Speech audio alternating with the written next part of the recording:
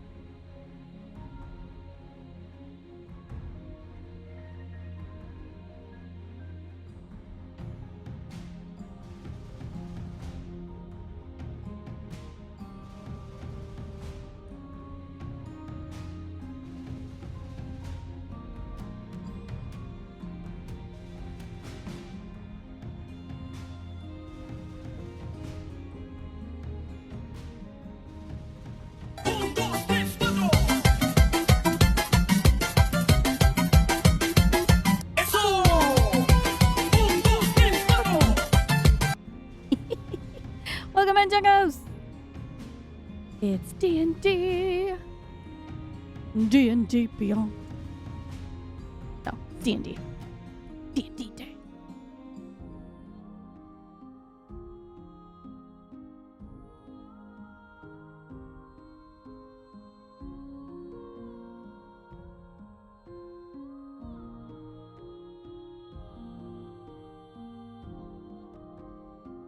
Who was the YouTube channel, like Terminal Montage, I think is what it was?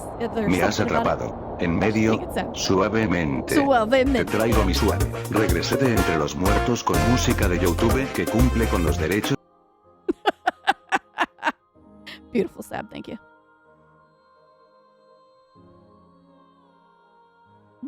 Bye. Hold on, I'm gonna undeafen for a second. Hey, reminder that if you want to hear blurps, make sure you have the blurp thing opening. Don't get Don Quixote song stuck in my head. Don't do it. Stop it. Chat, you didn't have to hear that. It is a pin and important info. Oh, no, it's not. It has begun. Yes.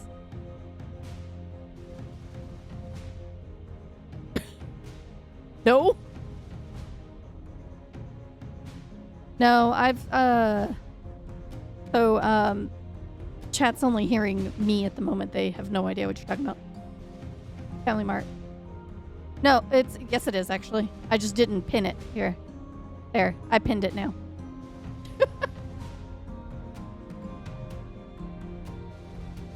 There. So yeah, you just open that and then click on the window and then tab to whatever. Yeah. Like you don't have to leave it as an active window, but you do need to make it active at least once. Welcome in, Kava. Welcome in, Jungus. Yeah, we do have a Bongo Cat lobby up right now. Let me grab the link for y'all. Welcome to the hotel. Who played that?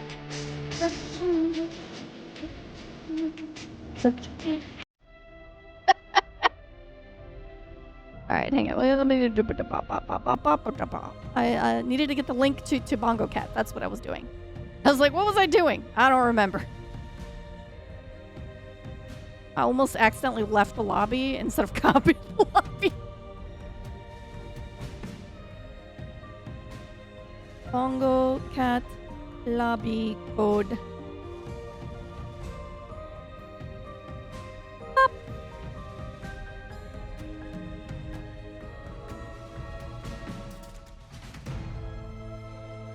There you go.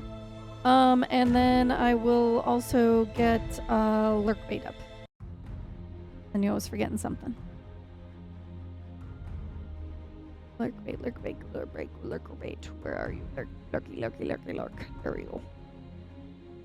And freaking tastic.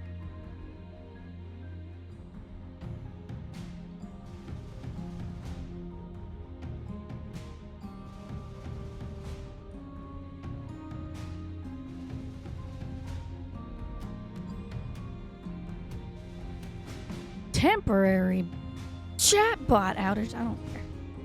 Get out of here. Okay. All right, I have undeafened. I'm gonna go ahead and unmute. Discord, maybe. Hold on. I have to find the button again. There it is.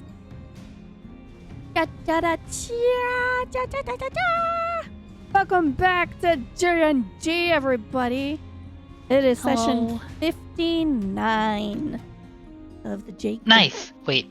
Yeah, no, not 69. Hello? 59. Doing it live. Are we live? Y'all We can are hear me live. okay? Yes. We're live. Okay, good. Sorry. Welcome, It was everybody. a while for me to get on. Hello. As mentioned, our wonderful current starting and overworld map music is made by the inimitable Trash Tier Mandy, who you can find streaming on Twitch every so often. That said, let's jump right into it. Well, maybe we should have a recap since, last time we had a session. Let's jump right into it. It's been Explosions. numerous months. Numerous. I don't know about once. We have not had a session since the end of August, I'm pretty sure. I don't think we had a You want me to single do, like, session. So it looks like a boat died down here and some guards and, some bad I was stuff. supposed to say, No, the Do you want me guards to are do, like, not a dead. 10-second We were recap? able to revivify everybody. You were able to revive. There was a strange, difficult to call an invasion force, but some strange sort of naval vessel, for lack of a better term, that was approaching with decidedly. Was it approaching way too intent. fast? Approaching way too fast. And I just And kind of spitting snapped. a little bit as it asked. Hey, Why do you keep I the don't flashies? work here, but if I did, I would not sell you shit. Sorry. All right, I'm done. Stella, thank you for the wee That said- sub. That said, it led to a very tense situation as cannon bombardment of a type never seen before with precision unheard of started to pepper and shell and shoot airbursts here in the royal port Things are about as to get the sticky. flagship was attempting to get free.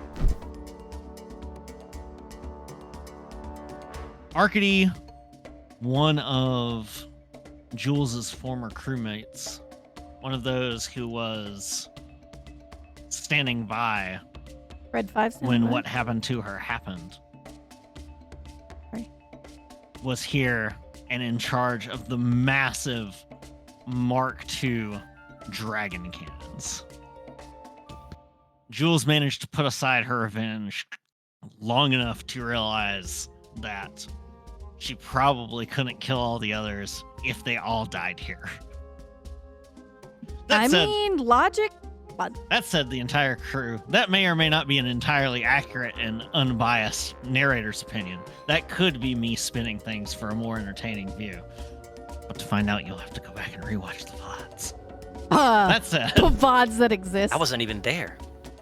that said, most of the guard force was left in critical condition or severely wounded as the vessel was finally, with a perfect shot on a natural 20 provided for the massive Mark II dragon cannons, completely cored the strange vessel as it came up on an upswell and blew it into complete smithereens.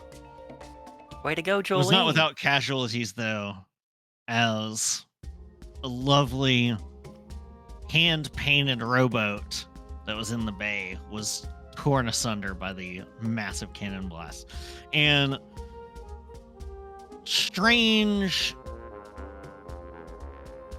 dance partner Puryu Spikes had been seen and quickly made her escape and was told to head over to the train to meet the party afterwards after a small little rendezvous with Jean.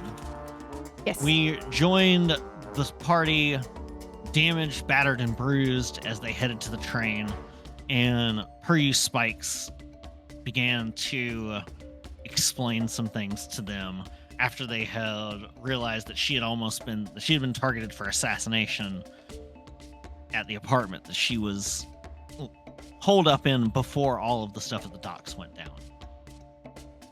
As Puryu was attempting to hold negotiations from a position of strength, that being that she said she had lined the entire train with dynamite and was ready to blow it up at any second.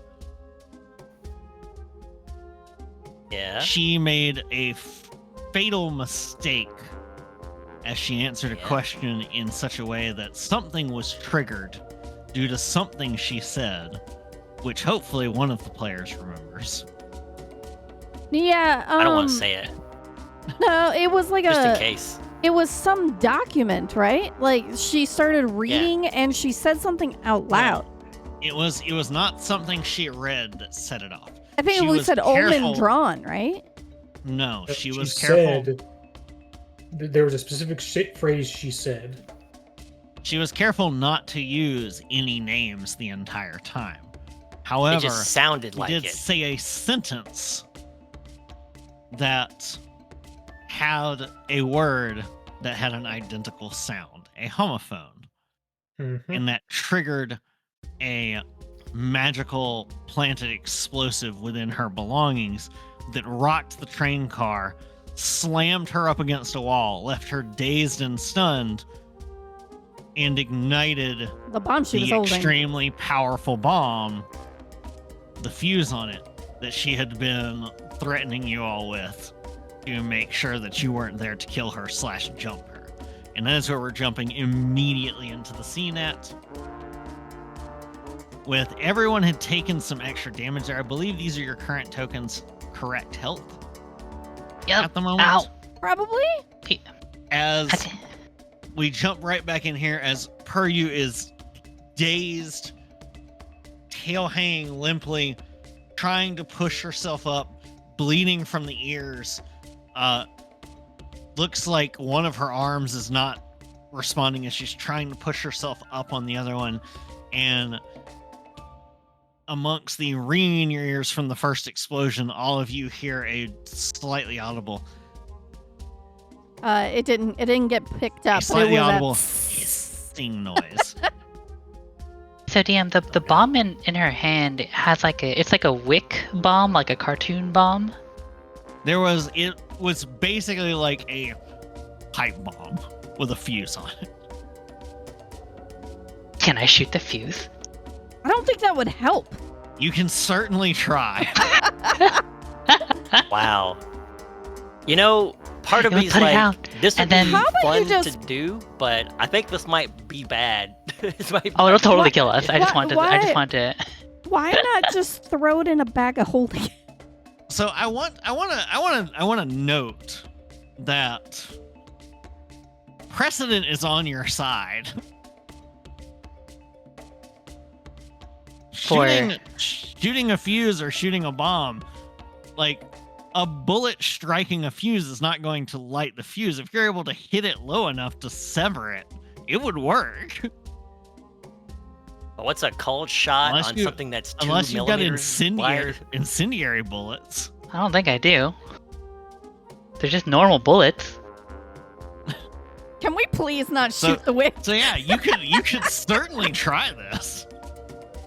Does anyone have a better idea before I go shooting that wick? Are you though? Question: Where is the bomb? Is someone holding it? Is it on the She's floor? holding it unconscious. She was holding it. It got knocked away. The problem right now is you don't actually know where it went. You hear it. Oh, You that's hear fine. it in the train car. So, again, the question you asked was, can you shoot the wick? You can certainly try. You're going to have to find it first. Because the first explosion was big enough that it knocked her off of where she was sitting, across the train car, into the opposite wall, and hit her against the wall with such force that the entire car rocked and things tipped over, rolled, etc. And in that moment, like, the light, the heat, the noise of that was all not to the level of a flashbang, but certainly disorienting enough that without skill checks, you do not know where the thing she was holding ended up. But you certainly hear the hissing. There's that split second of all just sitting there quietly after the initial blast, and just like ears ringing. But then as our hearing comes back, we just hear the low. Tss. Yes. Oh shit! Oh no. Jean will immediately look around and try and find where the hissing is coming from. I'm gonna cast locate object. That's a minute cast. Wait, No, it's an action. Oh. Okay, then. Well, wait, isn't it Is an it- action 6 seconds? Everything the is whole 6 round seconds is 6 for the most- seconds. Yeah. Oh, Lord. I I mean, I could just around. instantly. Yeah. Yeah. Okay, You so can use perception locate check. object. And perception check, please. That's an 11. He's been discombobulated. Yeah. Discombobulate. Discombobulate. Block furrow left. Discombobulate. And a then good I'll word. locate object. So now I've seen it up close within 30 feet. So I should be able to just see it or whatever. First, discombobulate. Dazed. Jean is over here like pulling the throw pillows off the couch. Discombobulate. Yeah. Oh, Block his where'd it blind go? jab. Oh, Discombobulate. wait. Prestidigitate. What do you think that's gonna do?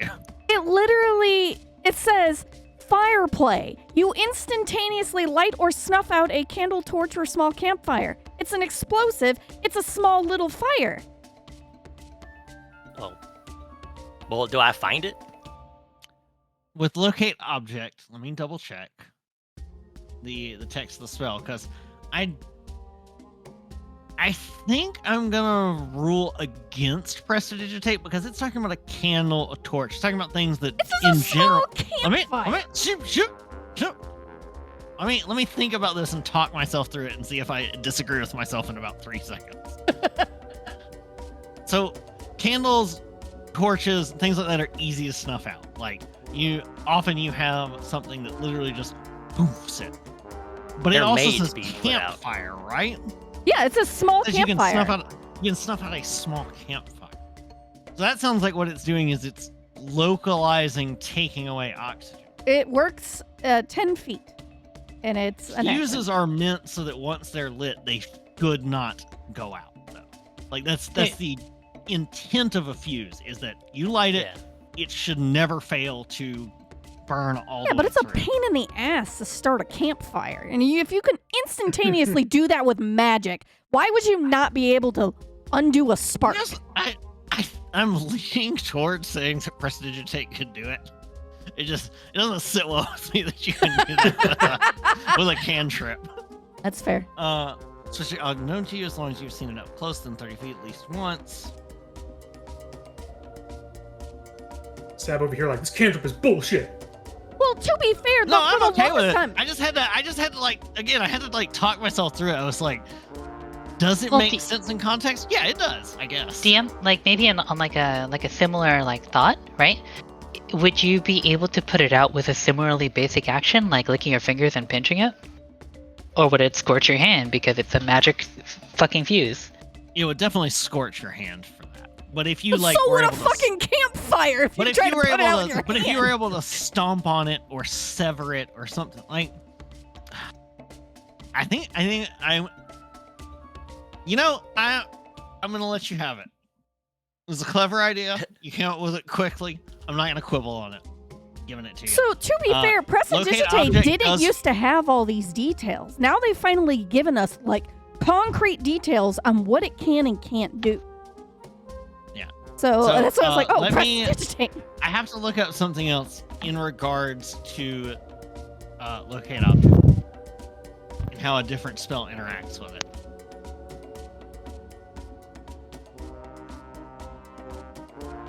But I mean, if you just want to watch us flail, I mean, that's completely acceptable as well. No. I'm not going to cheat you out of things. I am going to have to roll a dice to see whether or not the bomb can be found with locate object, though, for a completely different reason, which is that, as you might suspect from somebody who is in a world of magic, who has pipe bombs as equipment, one generally tries to make sure that simple methods of finding them do not work, such as non-detection.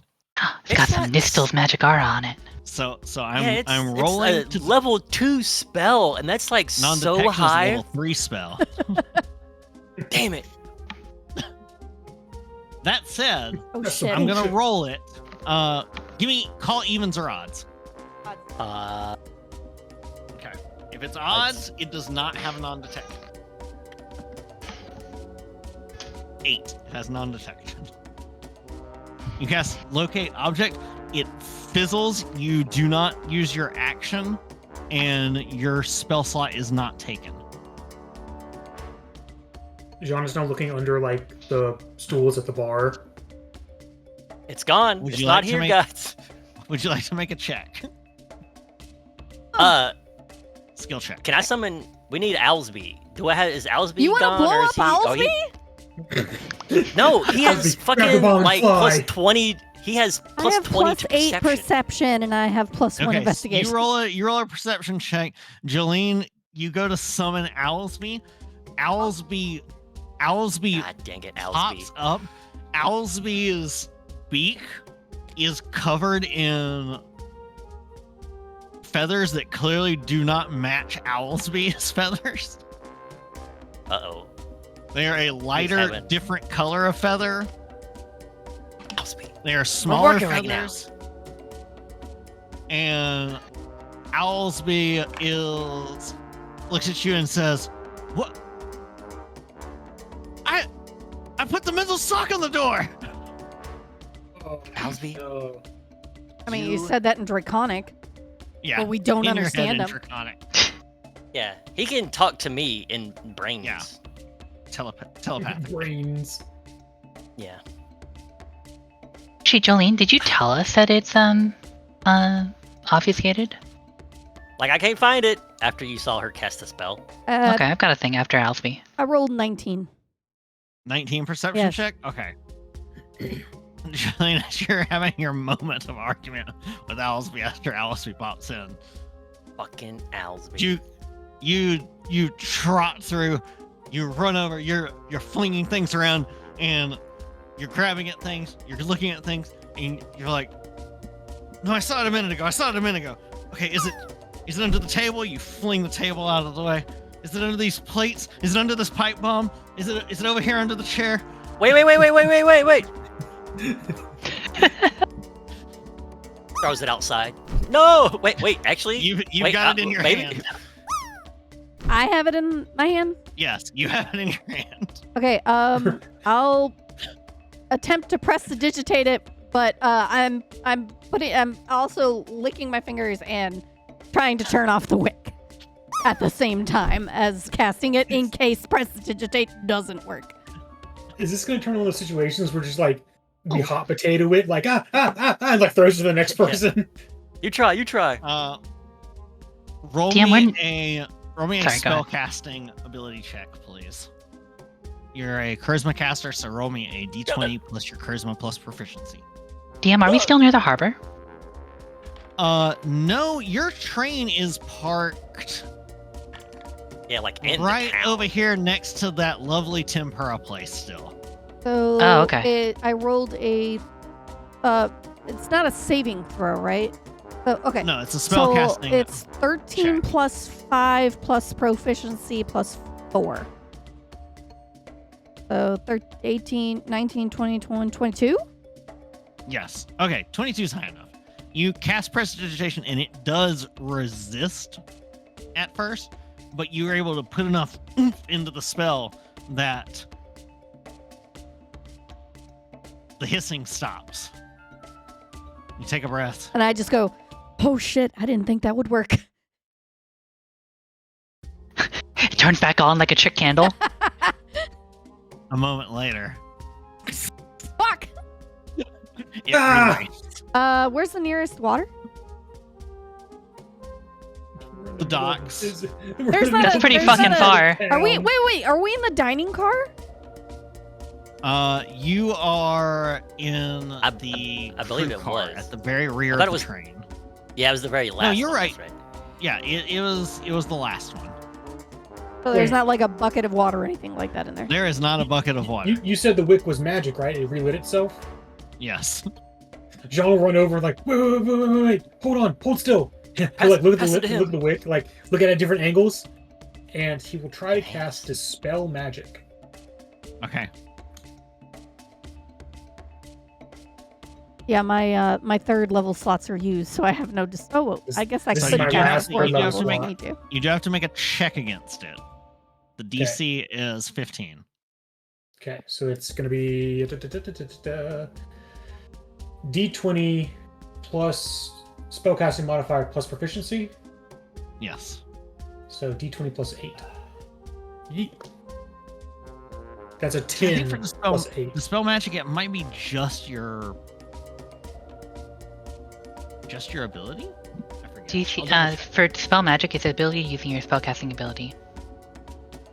Okay, so it's not like an attack roll. It is No. just plus your ability. So, Mhm. what's your bonus to charisma? Plus 4. Okay, so that's a 14 then. So it's a 1. Oh shit! Would you like to use your player inspiration or a player advantage?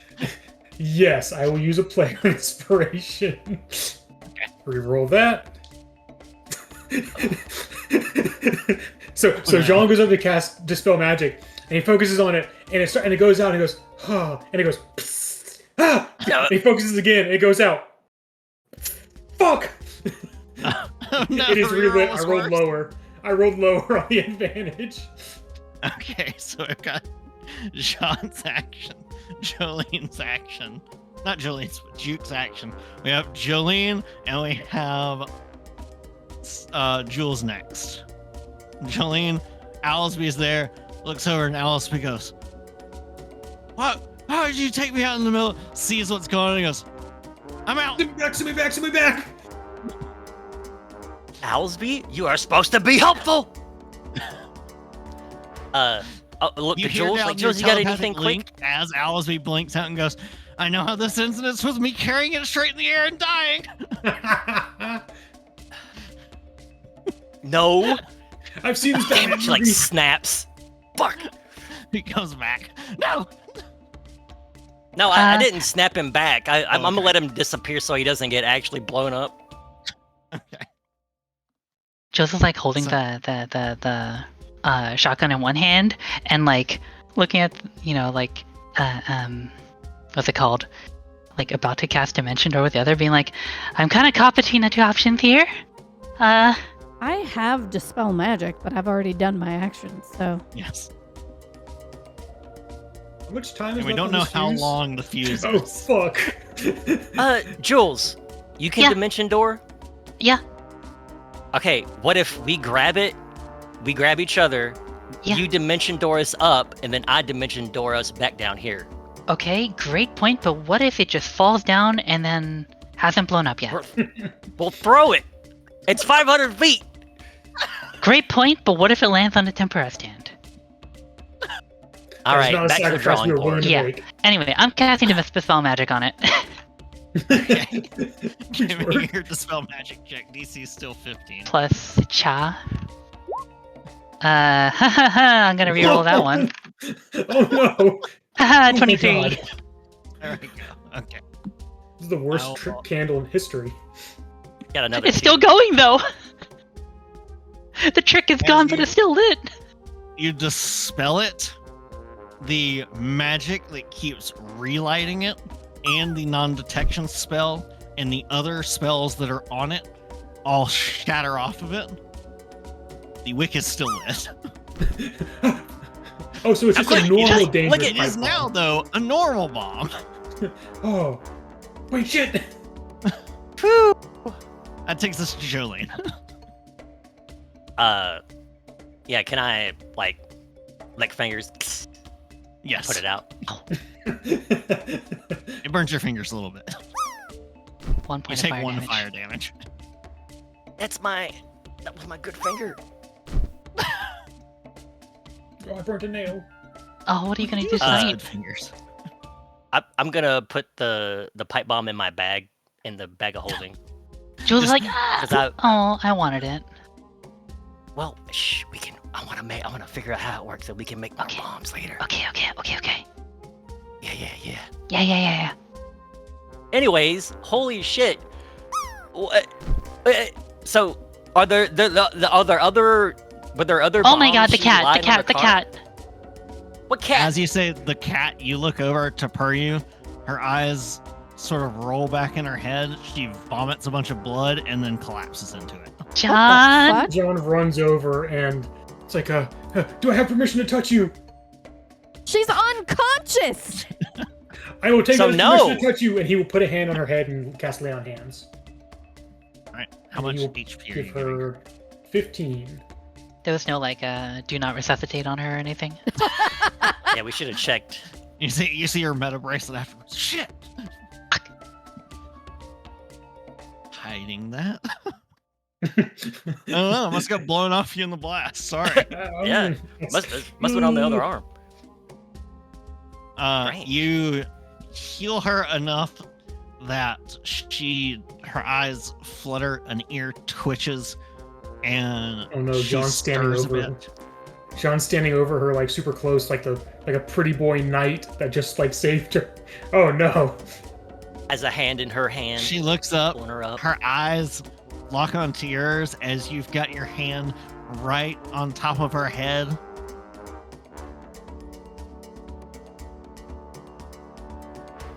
Her eyes You know are that- glazed over a bit. You know They that lock bunny in kick yours. thing? No words. John just looks down, genuinely concerned, but it probably comes off like, "Hey, how you Yeah. doing?" but it's like what she hears versus what he says. He goes, "Oh my god, are you okay?" And then delirious Puryu, "Hey, Got the bokeh in the background all you up, blurred. girl?" You don't have to worry about a thing. I'm here for you now.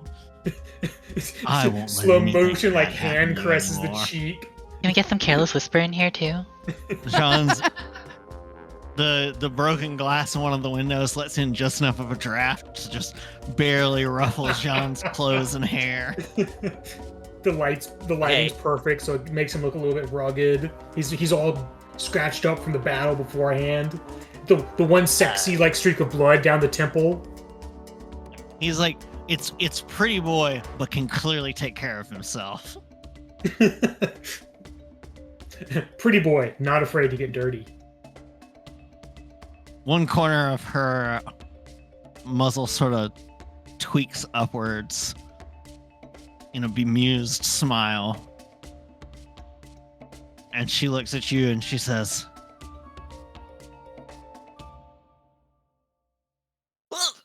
"Throw it." And she hands you a bag that as she takes it off of her side, it sort of resizes and you hear clanking and you can make out the shapes of many, many more bombs inside of it. You know, John, here, let me help you with that. Come on. She hands that to Jean. Jean just without thinking, hesitating, just takes it. Uh-huh. And then there's a slow pan towards the rest of the party. The slow pan to the rest of the party, and his face just goes slack, just not wanting to Strong move. now. But since you turned He's away not from bored. her, it just looks like pure confidence to her. Yeah. Yeah, she doesn't see your face. Yeah. John just like kind of tilts the bag towards the rest of the party, just very gingerly opens it so they can see inside. You see about guys, 8 more. Guys, of you're those gonna want to inside see there. this. Ooh, what is it? I bet it's tasty if it was in that little woman. He holds it closer to Jolene. It's a satchel bomb of pipe bombs. She looks in there. Are they lit? No. Hey, Jules, check this out. Yeah, Portable yeah, hole, hi. Portable hole. Portable hole. Sean, your hair is looking great right now, by the way. Yeah. Please someone take these from me. You all see as a paw reaches up and slowly strokes, claws barely extended through John's hair. I think she suffered a concussion. I think she's got brain damage. Yeah, we're gonna have to do something about her, I bet. And then Jolene looks to that shotgun Jules is holding. Jolene, priorities. Not now. Holds the bag out towards somebody. I'll John take it and then hand it to Jules. Expert. Here, Jules. Thanks. You seem like you're chaos, so... You just casually toss a bag full of bombs at her. I didn't casually toss. I handed delicately. I know to watch my words around you. Drop one.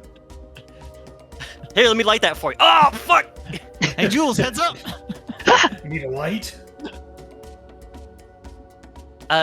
Jules, do you have a bag to put those in, but they won't explode? Like I've got a bunch of bags, yeah. I'll pick one. You just take one out, juggle it. Let me see. What are you doing with the one you took out? The bomb? Yeah. No, I'm looking for a bag. Bag. Oh, okay. I've got the disco bag of holding. Yes, you can use the disco bag of holding if you want. Yeah. Just don't mind the noise. You open it instantly. Lights flash all out of it. Put these in here. The lights perfectly backlight Jean as Jean turns back for you. It's like rave lighting. Jean does like the she hair sees cross. this and she looks at you and she goes, I think something's still wrong with me. But I think I'm okay with it. She's okay with it. Am I prone because I've fallen for you? I take 1d4 psychic damage. I would like to take 1d8, please. You've given me the dazed condition. I love that And this like charmed. comes on top of the show he gave her at the dance too. Yeah. Not helping John's case at all. You've officially given her the charmed condition DC 27 to dispel. Oh Damn. no. That said, Wait. She's She's an agent still- of chaos, right? Or Yes. kinda. So would she be Jean's Chaos. Discord kitten? Oh God. Yes. You know what? I'm adding it. Dude, that's mega props. That may be one of the best Z-Ray puns we've had in quite many moons. It was the perfect setup. Yes. Yeah, it was good. It was the perfect setup. That one's going in the books. Oh, I guess we need to clip it's that. official. Just put exclamation I'm point so clip. sorry. Be like the last Do I- 30 is- seconds. That said, she looks like she's a little dazed and out of it and concussed, and she's not bleeding out anymore, mostly on the inside from the shockwave of the blast. That said, she doesn't look like she's in great shape either. But she's still bleeding from the heart. Good. Romance music plays. Shot through the heart. No, wait, that was a pipe bomb. Ooh. Well, she didn't get pipe bombed. She got letter bombed. Yeah. I'm sorry, Kava. It was the perfect setup. I could not take No, the it was- bait. Oh, it was great, dude. Like I said, Unfortunately, it was that's one of the amazing. Great ones. We cannot deny you that one. It was possibly the greatest that has ever happened. Yeah, that was pretty good. And now Normally, here I'm comes like, the puns, they're gonna destroy us. But this one, I welcome our destruction. Yeah, I think that one was so good that the scroll of hideous puns has now spawned into this world, unwillingly. Oh, We gotta go find it. locate object? I know don't it from think so. 4 years ago. That said, she's concussed. She's out of it. She's not having barely conscious. She's not. She doesn't look like she's going to be able to give you much more information until she's had some time to rest. Just gonna. The rest of you aren't doing too hot either. None of y'all are particularly healthy at the moment. We've got the Pokemon And it's also red bar sound effect. Quite late at night. Sean, you want to ask your Discord kitty over there if there's any more bombs just that we should be aware of, or was it just all in the She handed sack? the whole dang sack, so I'm assuming. I that know, was but all she of it. said she like planted them around the train, and I assumed that was a bluff. But I just want to make sure. Yeah. I'm gonna take her to one of the spare beds and maybe like heal her up a little bit more. You're taking her to bed to one of the spare with beds. a concussion? You see Krutok tied what? up in the corner, who's been left there the whole time, gagged, bound. I think he's kind of used to that, though. You see him I think he looking kinda at likes John it, when though. Wait, yeah. John says, Didn't he say he was into it though? When John says he's gonna take her to bed, Krutok just does like a head nod and a wink. Yeah, do that. No, not like that. No, wait. I should Just take her do to it, bed. John. If she's concussed, she shouldn't be sleeping. So he'll try and rouse her. Like, You're gonna take her to bed and not let her sleep? Oh my goodness, Sean. Phrasing, guys. Bombs. Please look for other bombs while I take care of this person.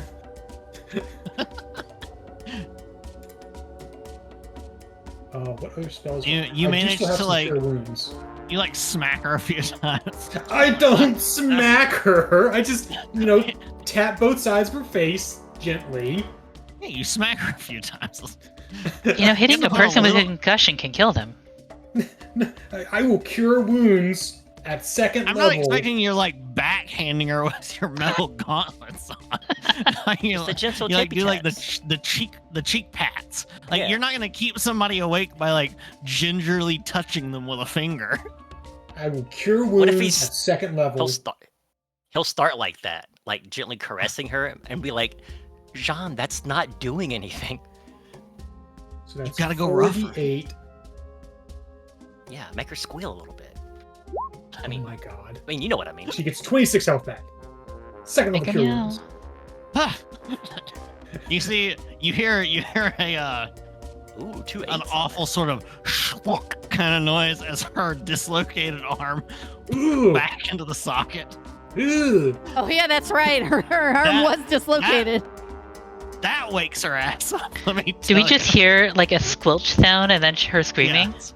I made the noise, but She didn't end up screaming. It was so fast that it just. It's just like instant sit up, tail at full extension, every fur on her entire body, poof, out like she's been in like the giant hair dryer. Instantaneous, like. So sorry. And there's just like the tiniest squeak of a shrill attempted like squeal yowl that barely like a She has like the one tear rolling down her scrunched up face. pretty much. I She am just did a nya. so sorry. Yeah, I'm awesome. Then she sort of just slumps down, catching her breath. She looks over. Are the rave lights gone? Oh, that's a while ago. I mean, you've closed the bag. Yeah. down? I closed the bag. Okay. Mhm. Looks over at you, Sean, and goes, "Oh, that must have been bad. You were backlit by rays of beautiful light and choir of angels there for a minute." I think the choir was just a magic mouth, but okay. You should probably lay down. But don't fall asleep. You've been through a lot. Oh, she can fall asleep now. Yeah, They you get have. cure wounds. Thank you. Okay. Blowing up our freaking train. I'm sorry. I didn't mean to blow anything on the train like that. Elbow jewels. Whoa, hello? Like Phrasing? that? Phrasing? The fuck? Are there any Not now, other guys. explosives that we need to find? Just the one in Jean's pants. I didn't say that. Giggity. Ruby has redeemed hydrate. That means drink. Take a sip. That means all of you, J Crew, right now. Chat you too. Hydrate or dihydrate. She says, tequila. I taped a grenade into Krutak's hands. Oh, that one's fine. He's probably been fiddling with. It's probably disassembled. He's just been bored out of his mind. He's just disassembled and reassembled the grenade like 5 times. No, you look over. You see he's been trying to like push it out so that the spoon would come off it effectively. He's been trying to get the spoon to come off. Yeah. He wants the grenade to detonate in his hands. That's how he's gonna get free. That's his master escape plan.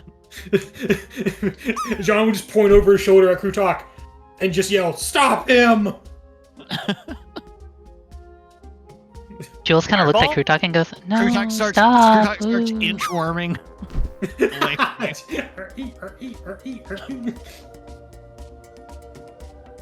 He's bound impressively well from like shoulders down. Only his hands are out holding the grenade. I'll just. Oh yeah, it's really impressive. You can see the Shibari influence as well. Oh. All right, you got 1 point in your column, cat. Pull up my freaking train though. Jules kind of like, pokes Jillian. It's like, just imagine what she'd do to Jean. She stands there staring in the distance. A little unsteady. She walks over. You see where parts of her evening gown attire have been damaged, that the glamour magic that's on it has worn off. You see that she's wearing like a tight bodysuit, leather armor bodysuit underneath it, and there's like holes in a couple of areas from the explosion that went off there, particularly down near her right hip where she had the letter satchel at before that completely exploded. As she goes over to Krutak, she brandishes her claws, reaches down, and in a swift motion grabs the grenade, slashes through the hand restraints on him, takes the grenade, and then sticks one of her claws through like the hole that the pin normally goes in and cracks the claw off in it, and then tucks it away into a pouch.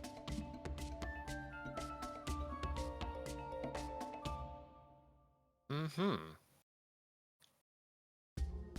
She turns and looks at all of you and says,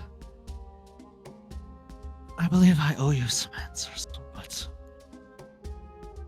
I also just almost died.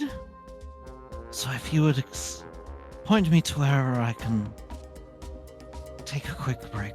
And Krutak finally works the gag down out of his mouth and goes, yeah, 2 cars up. We call it the cloud car because it's perfect for sleeping. She goes, all right, I'll just head that way, and starts to go. I'll like whap Krutak's snout and be like, you don't know what's gonna happen. But excuse me, what was your name again? He inchworms away from you again. I don't worry about Like, I'm sorry. A lot of things happen. Your name was? Spikes. Spikes. Miss Spikes. Miss Spikes, not Mrs. Miss Spikes. Okay. Cock's eyes to John, then back to her a minute, thinking that they're trying to. She said that for a purpose. Yeah, there's a. She we looks have you a up car and down with for some a sleepers in moment, there. Feel free to, there's some cars up front. Jean can show you where they are. Right, Jean? I put my hand on his shoulder and move him up. I don't think I should. If you insist. Mm-hmm. Jolene like nods and smiles a little bit. Jean will like offer an arm, but then like look back at Jolene just like, what? Yeah, show her to a place where she can rest for a little bit and get cleaned up. Tell Swish You're a gentleman, right? Okay, yeah, we have a car that's, you can stay in up here, and he'll like lead her off to a different car. As they're going, as John's leading her off, the last thing you hear her say is, "You can call me Puryu." Jules is gonna like rib Jolene in the side and just be like, "We didn't spay and neuter our on the high seas, you know." Oh no. Well, I can tell you one thing. Somebody needs to have sex in this group, and it can't be me because I've struck out so many times, so I have to facilitate someone scoring. So come on, Jean. What the fuck? You're the first one to get down with somebody. She's living on our fucking train right now. Yeah, Wrath is like 3 cars down. Yeah, let me just go to Wrath. That's gonna go well. Let me just walk in there. Like, hey, Wrath, what's up? Hey, we been talking like 18 months. What's going on? Oh, fuck. Oh, sorry. You haven't talked in... Let's be clear. You haven't replied to her in that amount of time. You left her on red for like a year and a half? No, I haven't. No, we haven't been playing this. It was just... It's just a long time. This isn't about me. It was legitimately several months in game time because that was how long it took y'all to settle everything up and then venture to this continent, if you recall. Yes, but you talked with Wrath like 3 days ago in game time because that's when we put. No, Wrath talked to Jolene. Jolene did not. Yeah. Oh, fair. Jolene has not spoken back to Wrath since the incident. Still leaving her on red. Unbelievable. I'm not there. But this isn't the time or place. We're in a train, and trains are supposed to be moving. Jean, as you're escorting her to the sleeper car, she's holding against your arm, and you swear there is something in one of her bags that is just vibrating powerfully as you do.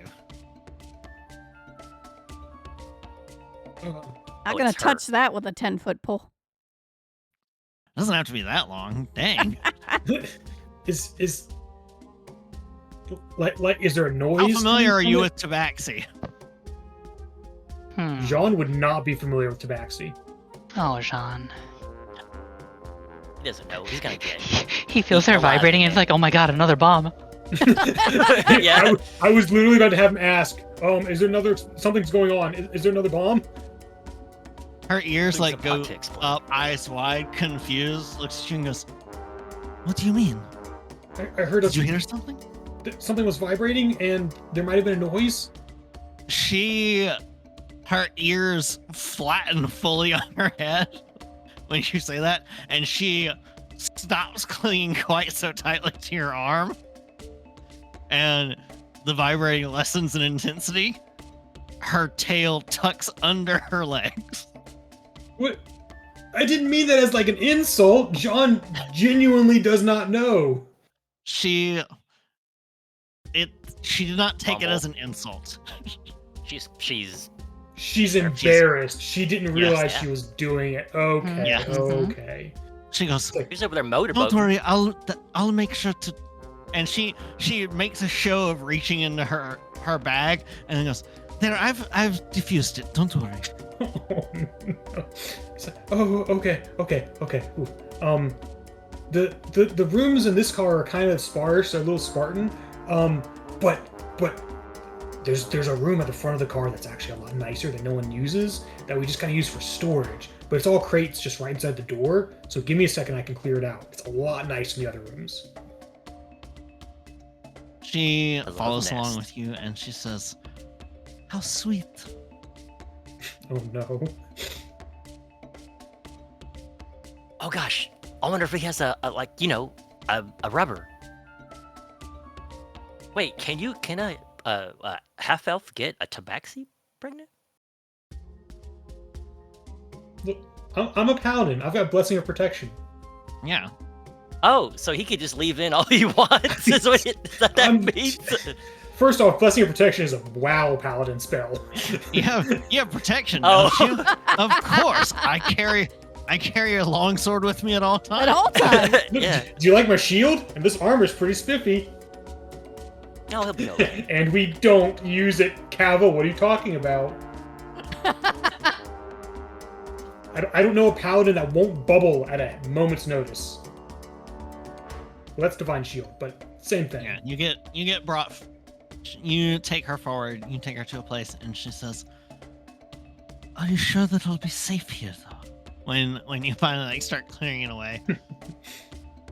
Clearly, there are people who are after me. Once we get moving, if you decide to stick around, sidebar. We were planning on sticking around here for a little bit longer, right? Yes. Okay. I need to talk to Arcadia about the cannon for the train. Yeah, yes, and y'all are supposed to go to the fancy ball and meet up with Lunatic Noble tomorrow. Yeah. I think we're supposed to do a long rest first, and then we're supposed to go do all the communication. Wait. Oh God, that guy. Wait, the noble. Wasn't he trying to get on a boat to go out and fight the ship? No, he was. Well, he wasn't trying to fight the ship. He was trying to leave. Yeah. Yeah, he was trying. Well. Then he was like, "Oh, let's go. Let's go fight." Some of you made perception checks, and some of you didn't. Some of you thought that they were trying to just get the boat out of the harbor so that it didn't get scuttled and sank and like clog up the harbor right there.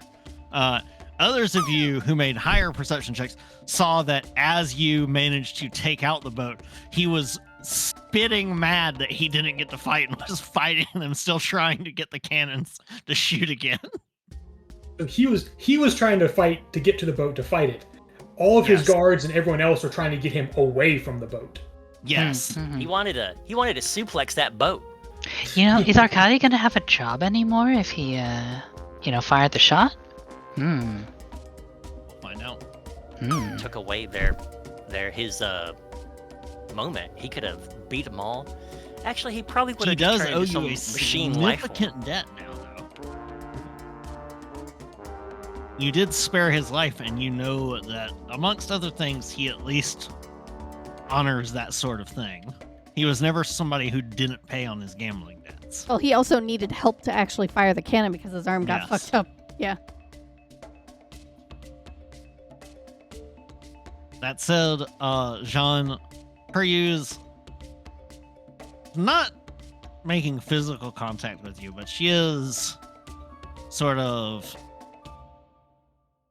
She does like stretch out along one of the crates as you're doing the moving of things around, watching you very intently, tail swishing lazily. Eyes half-lit. I feel safe around you.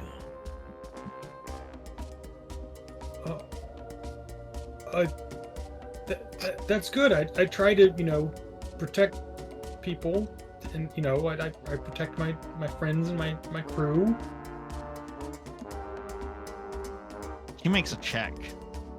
Oh, no. You see her eyes narrow for a moment, like really scrutinizing you, and then slowly go wide. Oh, he's telling the truth. What did she... Oh no. What check did she make? Tail stops swishing. Well, you said crew like she's like you're a pirate. That's not what it was. Is she okay? She looks at you and she goes... She sits up straighter instead of the sort of like half lounging across the crate as you finish clearing out an area. Goes over to you and puts a hand on your shoulder and goes, I wanted to thank you. And she looks at you and gives you a little kiss on the forehead. Her whiskers tickle at your forehead when she does. And then she reaches into one of her pouches of holding, pulls out a big blanket, and wraps it over herself pretty much entirely. It's like this hooded blanket cloak kind of thing. And she goes, I'll be fine here. Jean turns pink. And she goes, I don't want to stay long and put you and your friends in danger. So tomorrow I'll give you whatever information I can, and then I will be out of your hair. I mean, you don't have to leave.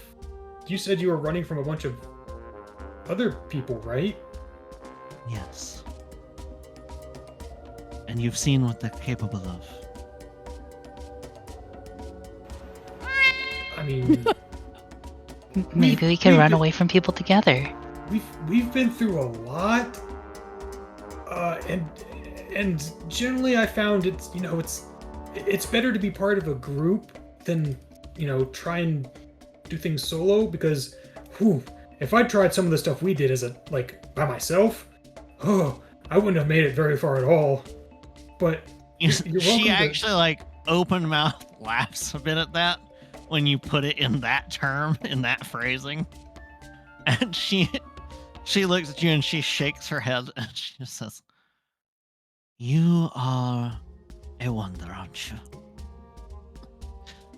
Just chuckling to herself. I mean, I'm just a guy. I'm just an awkward guy.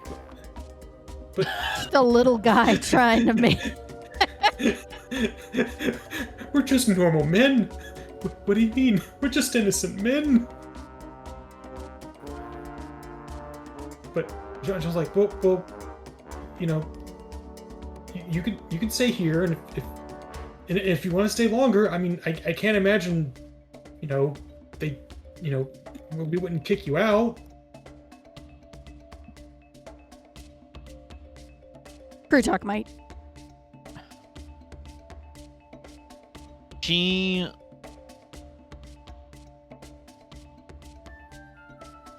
goes and sits down on the ground, letting the blanket sort of settle on her. She looks up at you and she says, "Greatly appreciate your offer. I will consider it. But you really need to have a little better judgment about the kind of people you want to help." Jean, split second, going through his head all the people they've interacted with throughout this entire journey. Yeah. She says, PTSD flashbacks. She says, "Had you not just effectively brought me back from being dead, I would already be planning how to get rid of all of you so that you did not give away what happened here, my location or my secrets." And she looks at you and she says, "I don't think that I would be a good fit for the company you keep." Well, to be fair, some of the people we've met didn't start out that way either. But, I mean, they're some of my closest friends now. She reaches up, she takes one of your hands in her paw and then puts her other paw on top of it, sandwiching your one hand between them. And she says, Stella. "You truly are such a sweet little thing, aren't you? Don't lose that." And then she lets go of your hand, lays down, pulls the blanket over herself entirely, and says, "Good night, hero." Good night. So, sleep tight. She snickers a bit at that. Jean will close the door. But he won't walk away from it. He kind of leans his head against it for a second and kind of running his finger along the door, involuntarily, like he's drawing a symbol, but doesn't know what it means, and then he'll turn and walk away.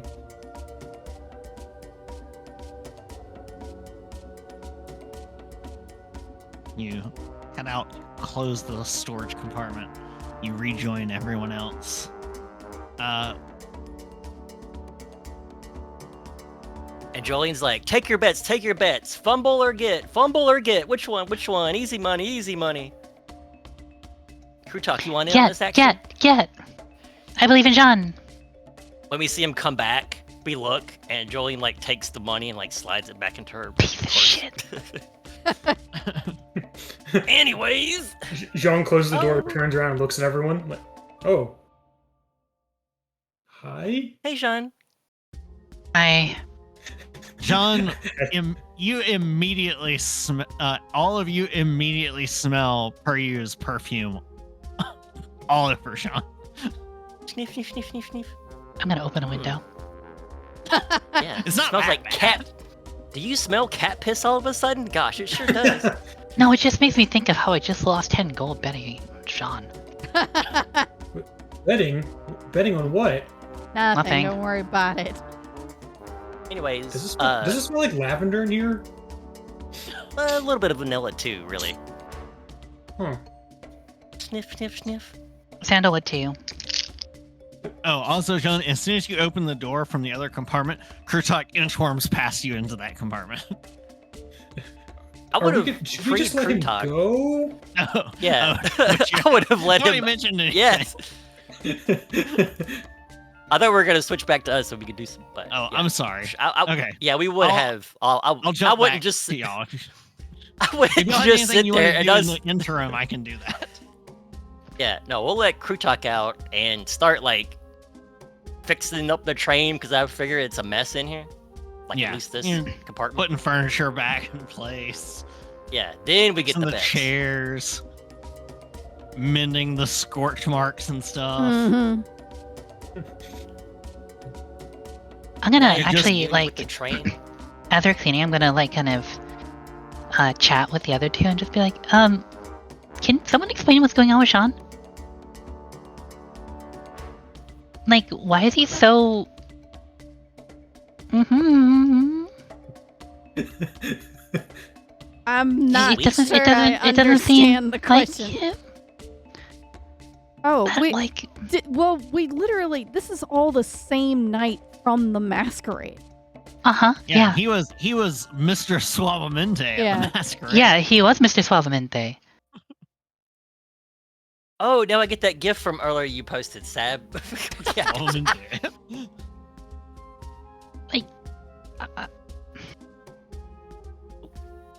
don't know. I shrug. I was like, getting into character. I didn't see Hola. anything weird about it. Me has atrapado. En medio, suavemente. Like Te traigo suavemente mi again. suave. Regresé de entre los Suavemente. muertos con música de YouTube que cumple con los derechos. I don't know. He just seems a little... That's like really good acting for someone like him, that's all. You know? Acting? What do you mean acting? I mean, is he always like that? That was just Sean, I feel, right? Are you saying he's always always been one to help. suave or always? Suave and handsome and charming the cat ladies? Really? We like cut Whoa. over anime style to Jolene's like mental image of Sean, and it's like the cherry blossom petals drifting behind him. Oh, the Oran super High School Bishonen Host Club? face. Yeah, he like turns Yeah. and like there's a little splash of like dewdrops off of his hair. It's no. Jolene's vision is literally kiss kiss fall in love, like the opening theme song to Oran High School Host Club, except every single one of the boys is just Jean. Oh, it's just Sean, yeah. Ooh, Kyoya Jean? I can get behind that. Or in front of it. Okay, you know what? I Flintstones? realize that Sure. Jolene may have been a bad point of reference. Juke, Jolene is he has just like this? hearts. I think that he's Is realizing Jules that he's asking if Jean is like the masquerade version or the version right now? Yeah, and I'm asking where the masquerade version came from. Okay. No, that was literally taking was it Jean? I'm gonna say it's Jean Claude. Is that what the heck his name was?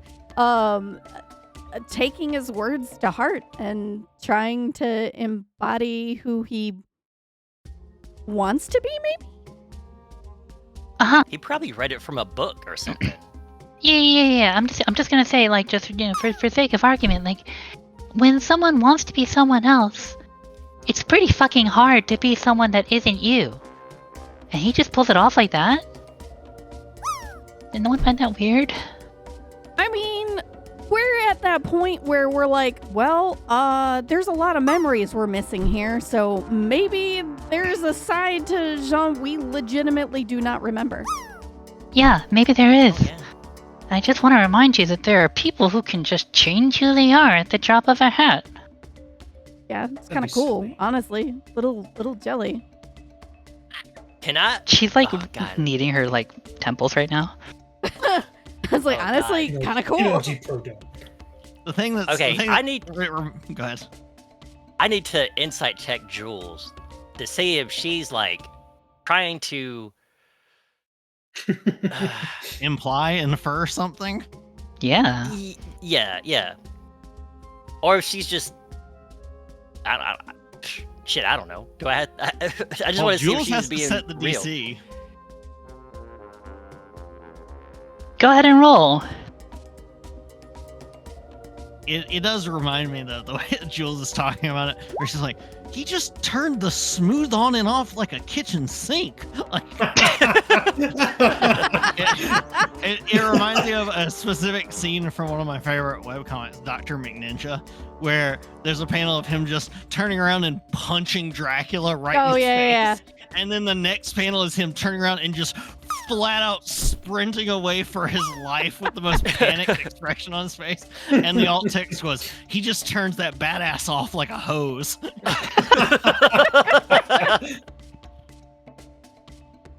No, Dr. McNinja was punching Dracula. Similar situation. I want in on punching Dracula though. Smooth on. Okay.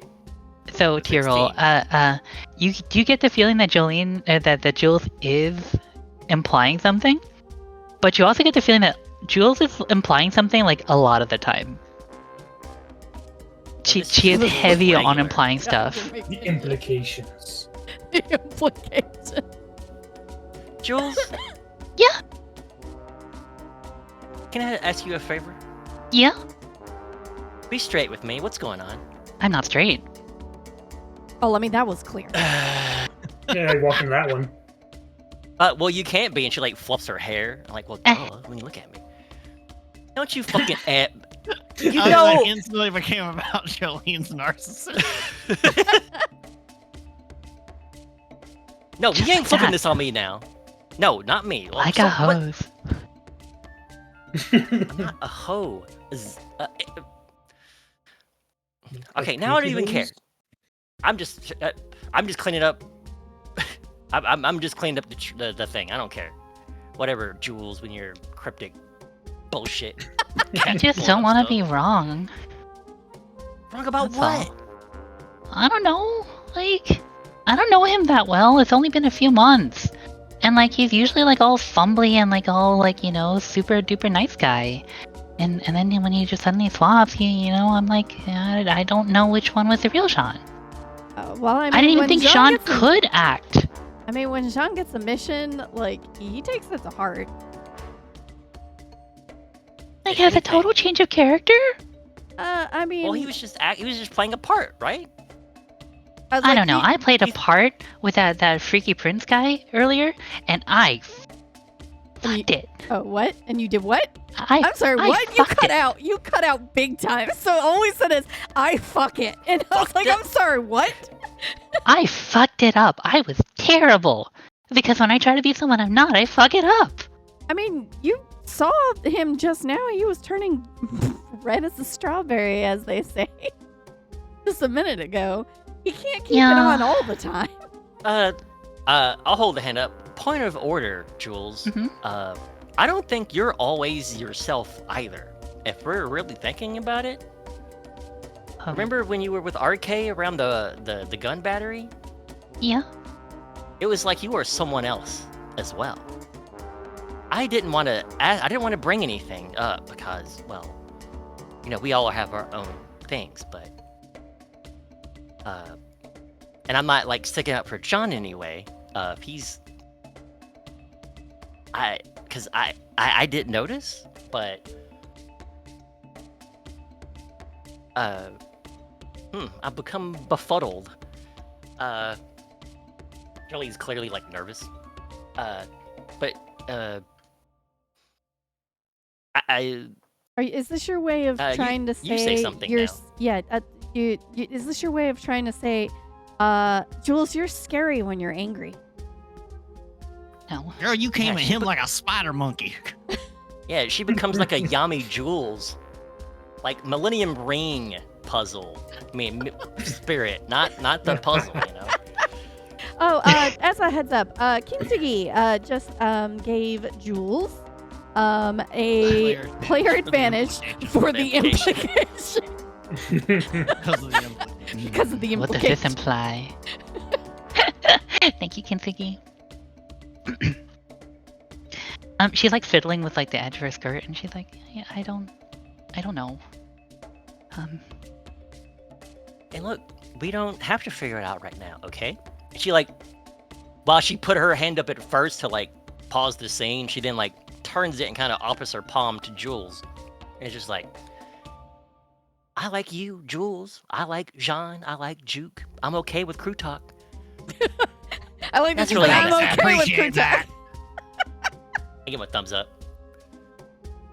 Oh, should I go like start the train or something? You haven't told me what to do. I don't remember what we were supposed to do. I think we were supposed to stay here because we have to go to a party. Nobody tells me shit. I just get tied up and kidnapped all the time. Shut up, you like it.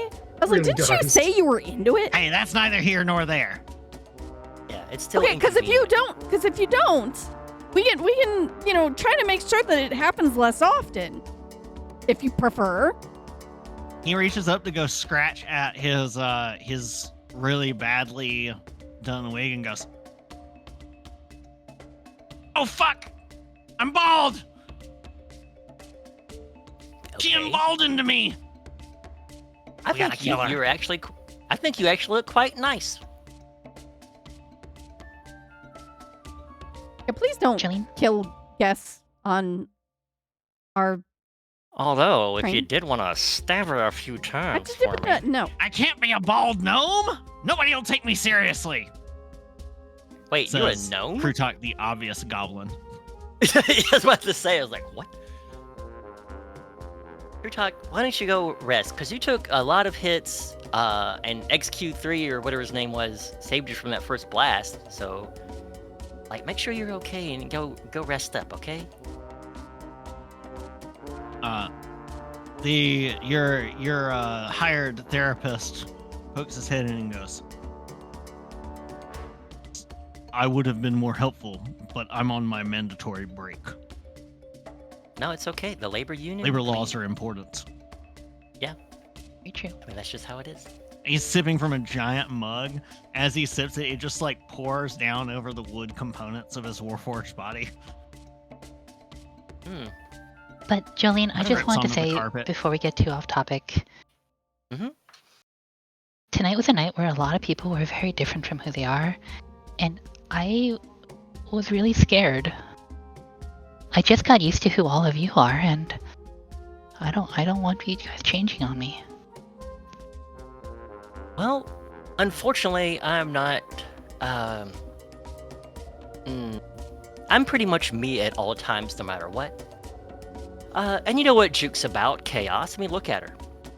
I know, and I thought I knew what Jean was about and what I was about, and we were both really different tonight, and... Well, I guess that's something we need to figure out together. If you're comfortable with that. If you're comfortable with us being a part of that journey of self-discovery you're going on. Maybe. When people change, well, that's how you get thrown off a ship. So I don't want that to happen again. Well, Jolene's face darkens a little bit as 2 + 2 is banana comes together in her head. Okay. Wait, I'm bad at math. Yeah, 2 + 2 is banana. 2 + 2 banana. It's math. Jules, yeah, why don't we just can I give you a hug? Okay. Okay, I step up. How tall is Jules? About your her head would slip right under your boobs, like a little hat. So she's nestled. She's she's being blocked out. She can't no longer feel the sunlight in the shade of the boobs. Jules, where'd you go? Total cover. And yeah. And I just give her a hug. Well, actually, she'll scoop down to make it somewhat less awkward. And just give her a gentle hug. And then pull back. But you still intentionally leave it a little awkward, is what I'm hearing. Well, yeah. I'm kidding. Well, I don't know if it's intentional or not. Jolene is a bit of an awkward person, mega socially. Genuine awkward, you know. I also imagine that Jillian was mentally scratching out trust fall from potential future exercise. Yeah. Or, let's go on a vacation. It's a very long boat ride. There's activities. No. We just want a free cruise. I mean, a fishing trip. Good thing we have a boat. Ooh. It's. What do you know? It's literally Earth. Tactical drop boat. Yep. Tactical drop boat. But this is stuff we can figure out when we weren't just exploded, right? Mm-hmm. Would that be okay, Jules? Yeah. Okay. I'm gonna ruffle her pink little hair. It'll be okay. I'll keep an eye on you, and you keep an eye on Sean, okay? Yeah. Think he's screwing it up in there? Probably. Oh, do you want to bet? Let's get some money on the table. And okay, now we're back. Oh shit! And then John walks in. Ah, you're picking up what I'm putting down. Thank you. Hi. John. Yes. Hello. Then we get that smell of that. Yeah. So, what are we doing? Well, real fast, John. How are you feeling, buddy? I'll walk over and I'll take him by the shoulder and the hand and walk him to a seat and sit him down. What's happening, buddy? Go on. Let's see what's. I mean, we had a crazy party, and then we got back to the train. Well, got it? We had a crazy party, okay. Yeah. And then we went to the docks, and we almost exploded. And then we came back to the train, then we almost exploded. And then I took Purview, and she's sleeping in one of the side rooms, and now I'm back here. For the record, I did try to get us to rest at the sauna, at the spa. Yeah, that place was really nice. Do you think we can go back there? Tonight? It's only 3 a.m. I'm pretty sure we could just sleep in the train. How far was it from here to there? Only like a 20-minute walk. I think we'll just make it a day visit tomorrow. We did kind of tell her sorry, bye, and just left. The guards would not like the vibe we're giving off walking back as a group to the sauna. You know, battle scarred, exploded, hurt, injured. Covered in soot and ash. Yeah, Jean looks freshly fucked, whatever. No, he doesn't. She did run that clawed hand through your hair and messed it up. Oh no, Jean has tousled hair. Yes. Yep. All the more dreamy. I can't blame that home-wrecking cat for finding a sparkle in her eye for you, Jean. What? What are you talking about? Sorry. Anyways, I was thinking about a book I was reading. That has nothing to do with anything right now. We should go to bed. Jillian's like, I think I've taken enough damage that my inner monologue has become an outer monologue. Yes. I think I'm gonna go sleep for like 12 hours straight and then eat my weight in tempura. That does sound like a Jean thing to do. I'm gonna go pass out. Yeah. Jules, are you okay to sleep alone tonight, or Is it sleepover time? I think I'd prefer to be alone. Oh. All right. Fair enough. Juke, do you wanna, Sleepover time. Let's go. Sleepover. Okay, we're gonna go. Sleepover. Just like in the old days. What the Now, where's fuck the do you mean Mulligan? the old days? It hasn't changed. So everyone can go ahead and give yourselves a long rest. Does that mean our health is back to normal again? That's what happens with a long rest. All right, everyone can have the whatever the hell that. Unless you took serious Constitution or ability score damage, which none of you. No, I don't think any of that happened.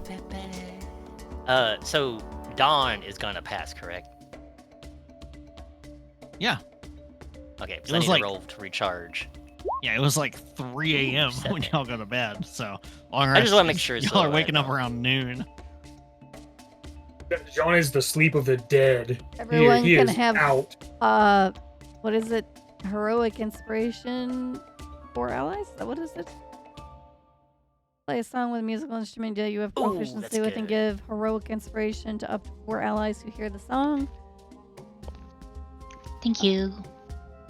I thought we gave temporary HP as well, but I don't remember.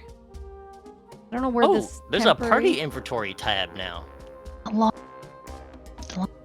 rest. Boop. How do I do long rest? That's polymorph. What the fuck? That has nothing to do with long rest. We cut for a moment to during the long rest to look in on the rooms. Jean's room. Jean is comatose.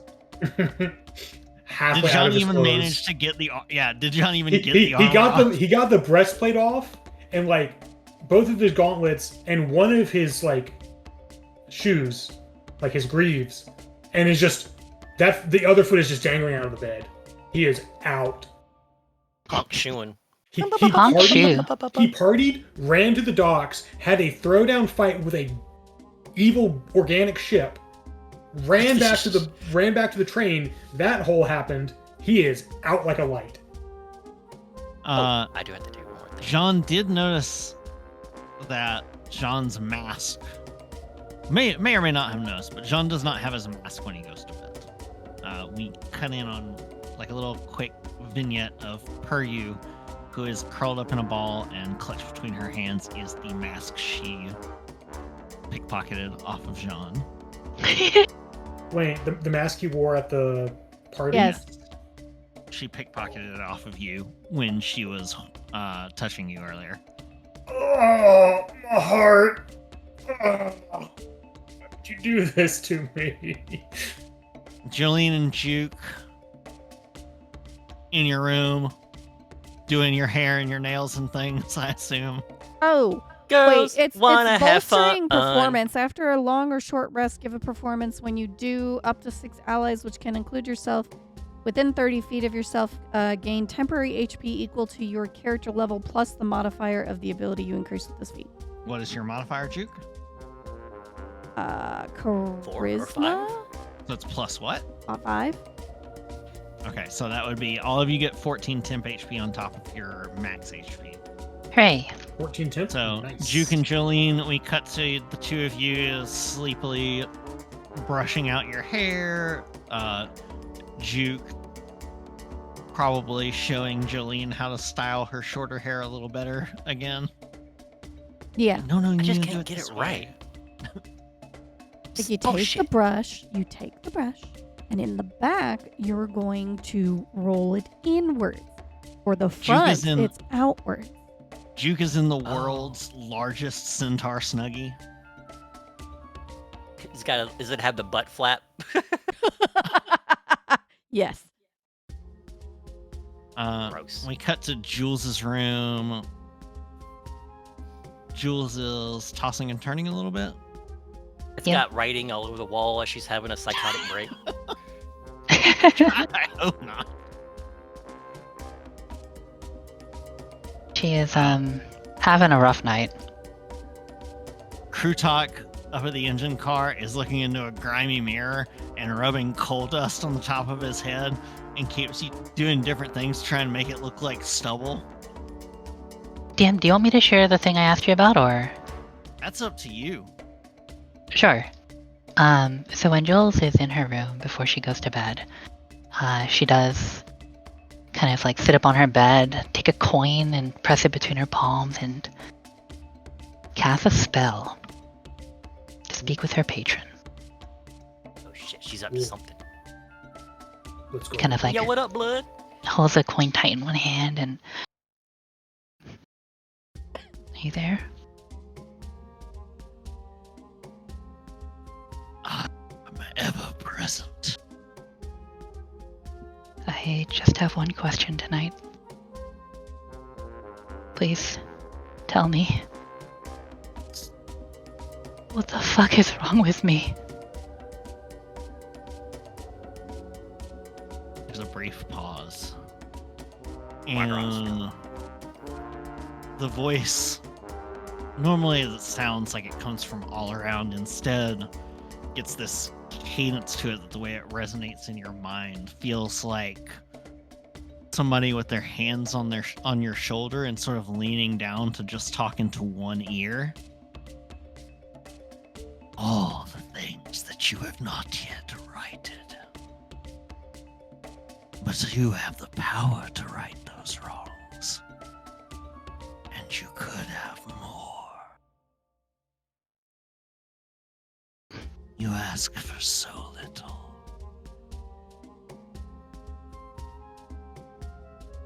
But you could have all. Pulls away. Oh, the didn't come through for whatever reason. There's a kind of noise in your mind as you feel the presence pull away. Yeah, and as it does, the coin in her hand is gone. And the room gets colder. She pulls up the blankets around herself and curls up into a tiny ball.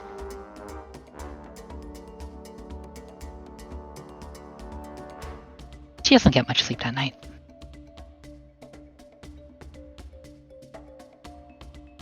So, cut to basically noon. Peryu's still out cold, curled up. Krutok has finally gone to sleep.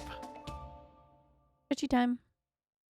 You see that whoever ends up waking up first hears some commotion outside the train.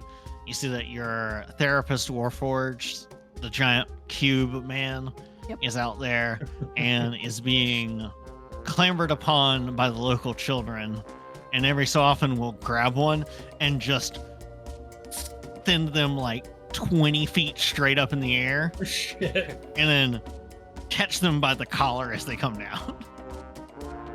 To delighted squeals and giggles, even as the adults are like on the side, half of them like, wow, he's really good at this, and the other's like, should we be letting this happen?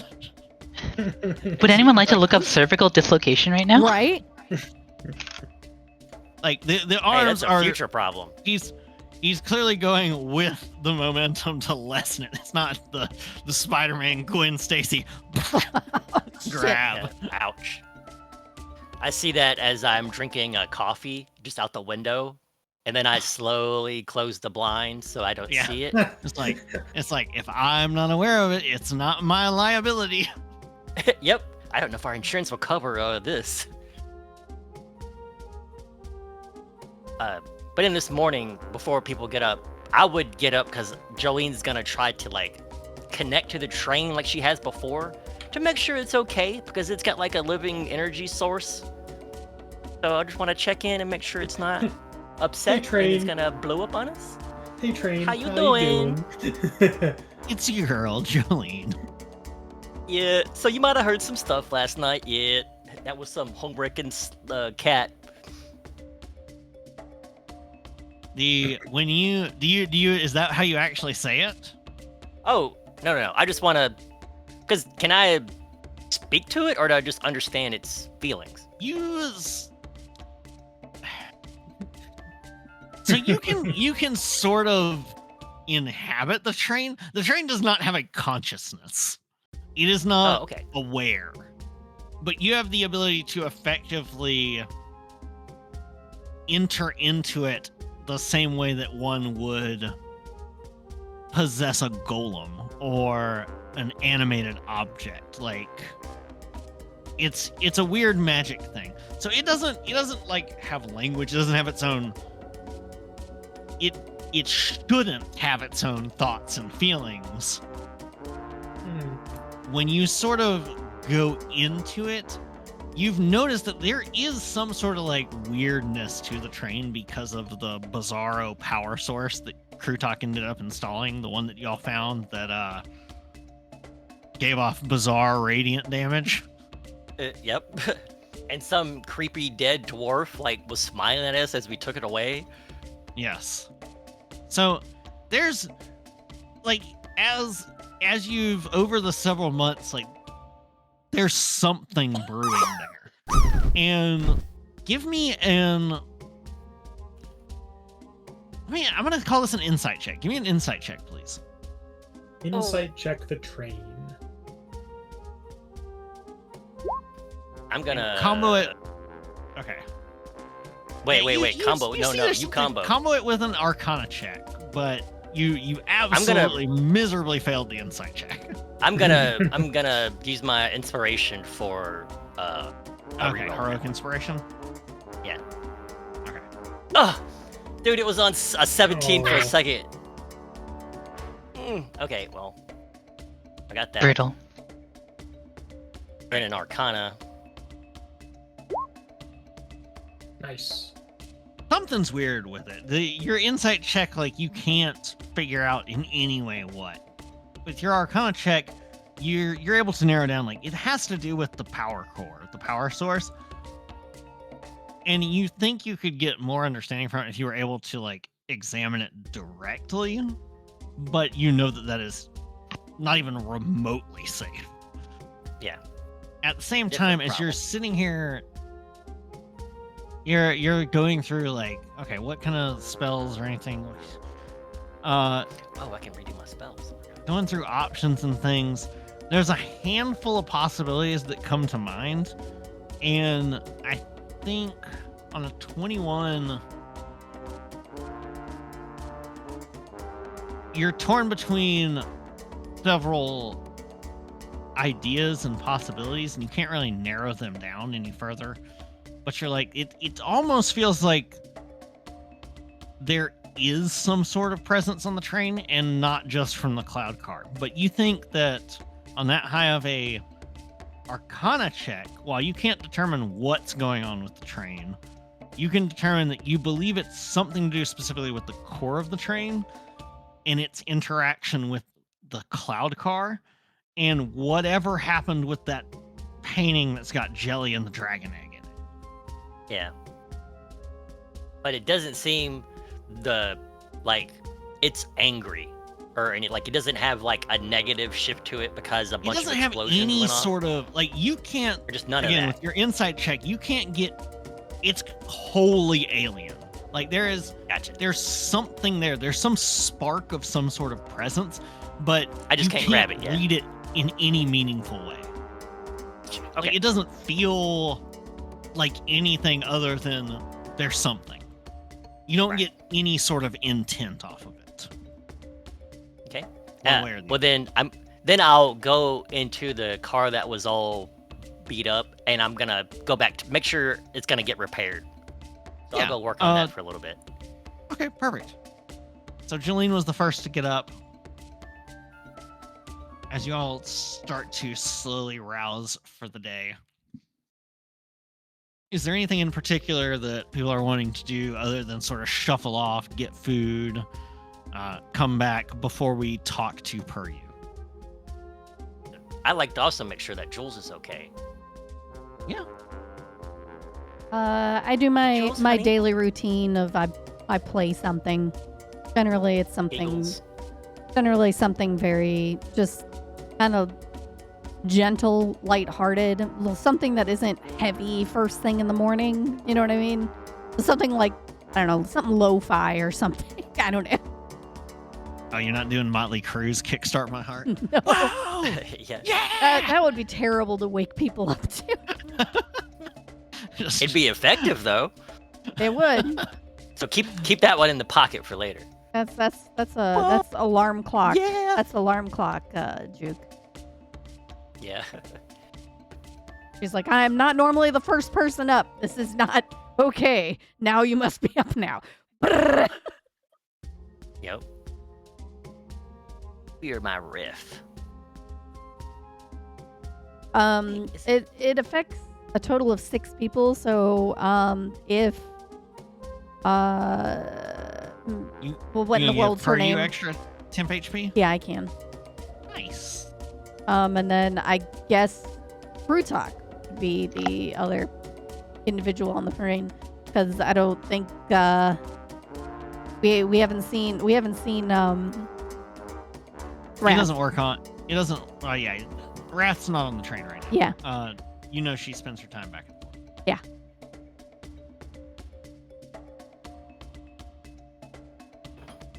Go ahead.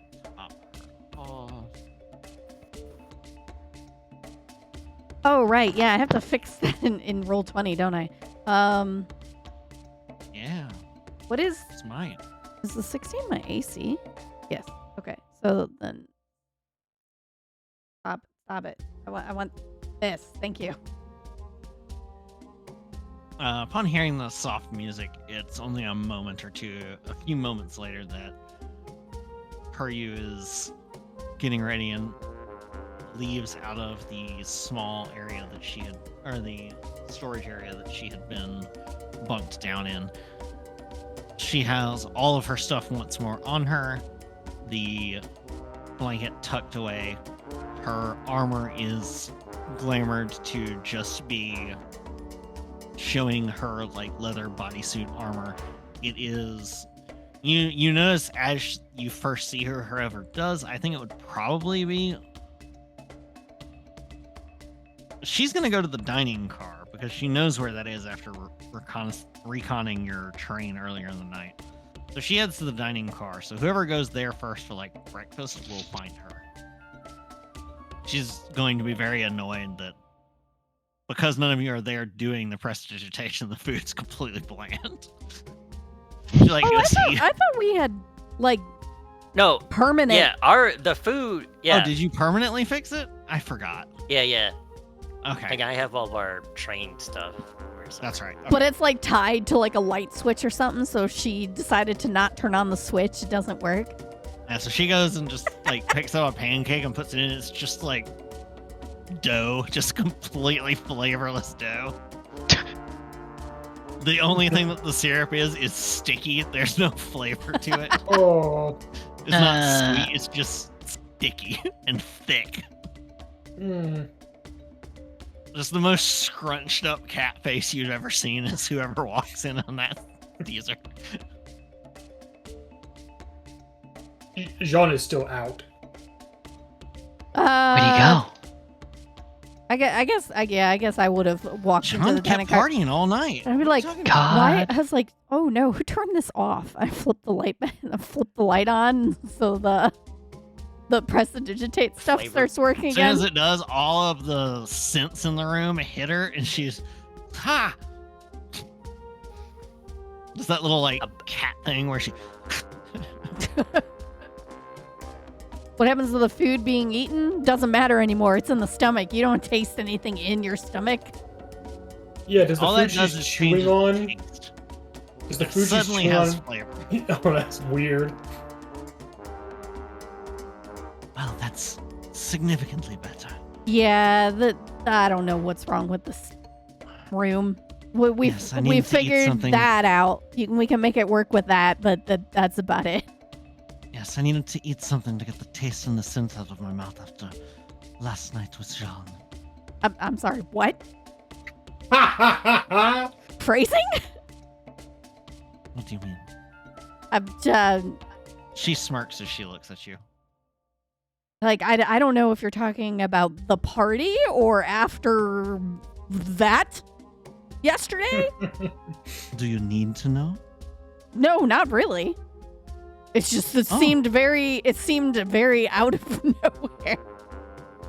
Then enjoy a little life's mysteries. I think I will. I think it would drive Jolene insane. Jules comes in now with like a blanket around her, like when like bags under her eyes, being like, huh? Girl, you did not sleep last night, did you? I'm not sure. What you guys talking about? Yes, I think that your Jolene wishes to end me. I just came back from use the bathroom. That's what I put my headphones back on too. She's looking to end me. Bitch, be right. She's got a thing for... I hope you'll forgive... I hope you do not mind me saying it, but she's a little catty about me, it seems. Allowed to say that? Oh yeah, you're definitely allowed to say that. That's she's her got word. she's okay. got a thing for him.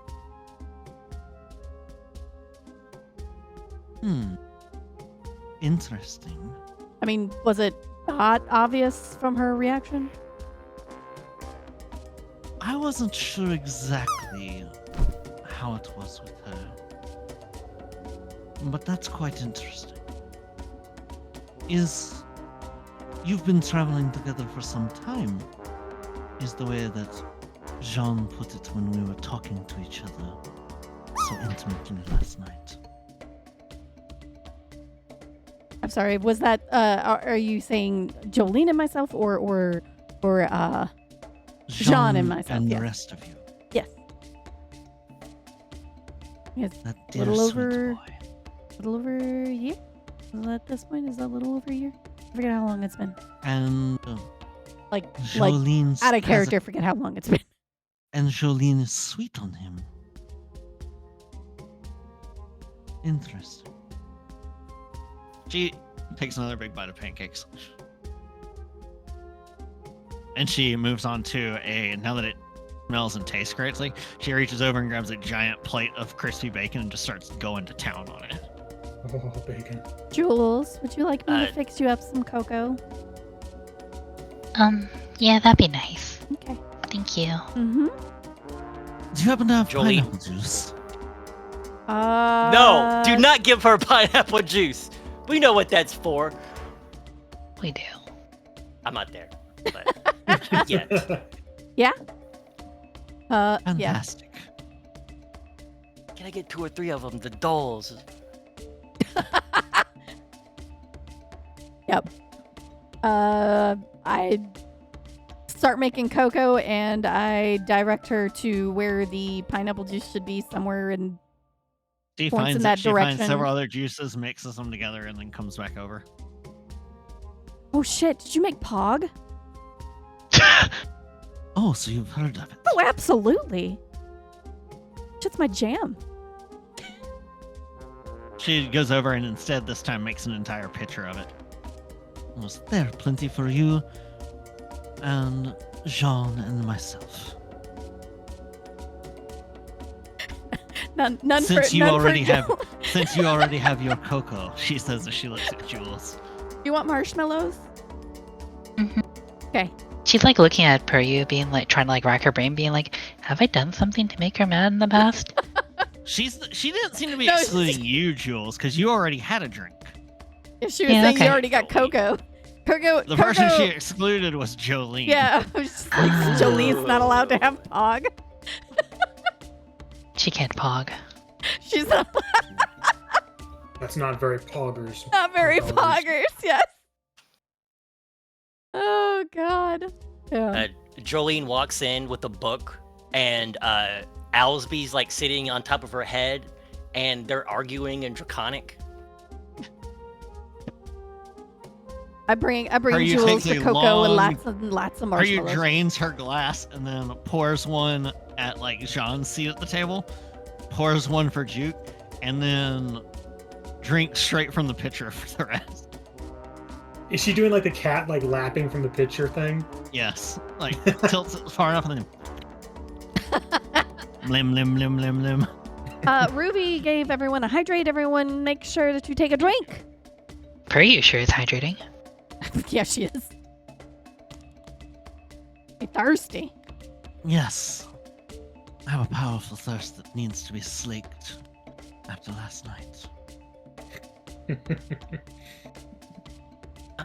Jolene stops You in know how it Draconic is. and like You her know how head it is turns. with- Huh?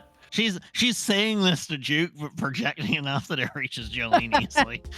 She says, "You know how it is with certain activities and, you know, burns." She reaches down and idly rubs at one of her knees as if it's sore.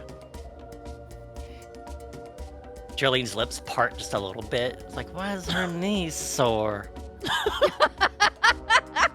And it's John. John's not in here yet, right? John's not here. John's still asleep. Jolene's gonna walk backwards as she walked in and just like act like she never walked into this room. As and you then start go going to backwards, where she goes, Sean is. "Oh, Jolene, would you be a dear and go wake Jean? He seemed so exhausted last night after we left." Be gentle Jolene with white him, though. knuckle. Oh, she white knuckle grips her book she was reading as it like closes. She narrows her eyes at Purview. I forget what she told us her name. Purview. The other one was. She told No, you but- her name was Miss Spikes. Miss Spikes. Yeah, She said only Jean could call her Purview. Yeah. yeah. She like claps her book closed and eyes. She's like, yeah, I will go wake him up, like I have for the past several months. Do really be hard for gentle. someone He's new such to a squeeze sweet in. boy. Oh, yes, I've got to be gentle with him with how much larger I am than you or him, you know?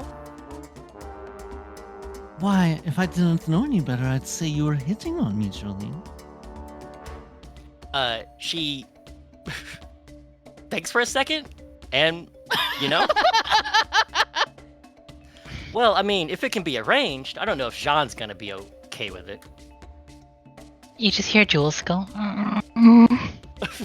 Drink your is- cocoa, Jules. John is rather fond of me. He asked if I would be willing to stay with all of you, actually. Oh. Damn we it, do she's tend to not pick up- actually lying there either. But the way she's Yeah, wording and- it is so mean. Well, and you're not the first stray we've picked up, and I doubt you'll be the last. Ooh. She grins, laps. at the Jolene also juice, grins. and says, "Oh, you should really take him his glass of juice as well. I put extra Oh, yeah. pineapple in it for him." Pineapple. It's Nero again. Her lips like make the words. I know what that's for, but doesn't like speak it out. Her tail is swishing behind her. Swish, swish, swish, swish, swish, swish. Like, well, I guess I will go attend to our hero then, shall I? Bye When you bye. get close enough to grab the juice. thing, you can hear the purrs coming out of her. Like, I'm gonna just straight up look at Jules. I'm like, are they flirting? What the fuck is this right now? I've been out of the game for a while, but I think so.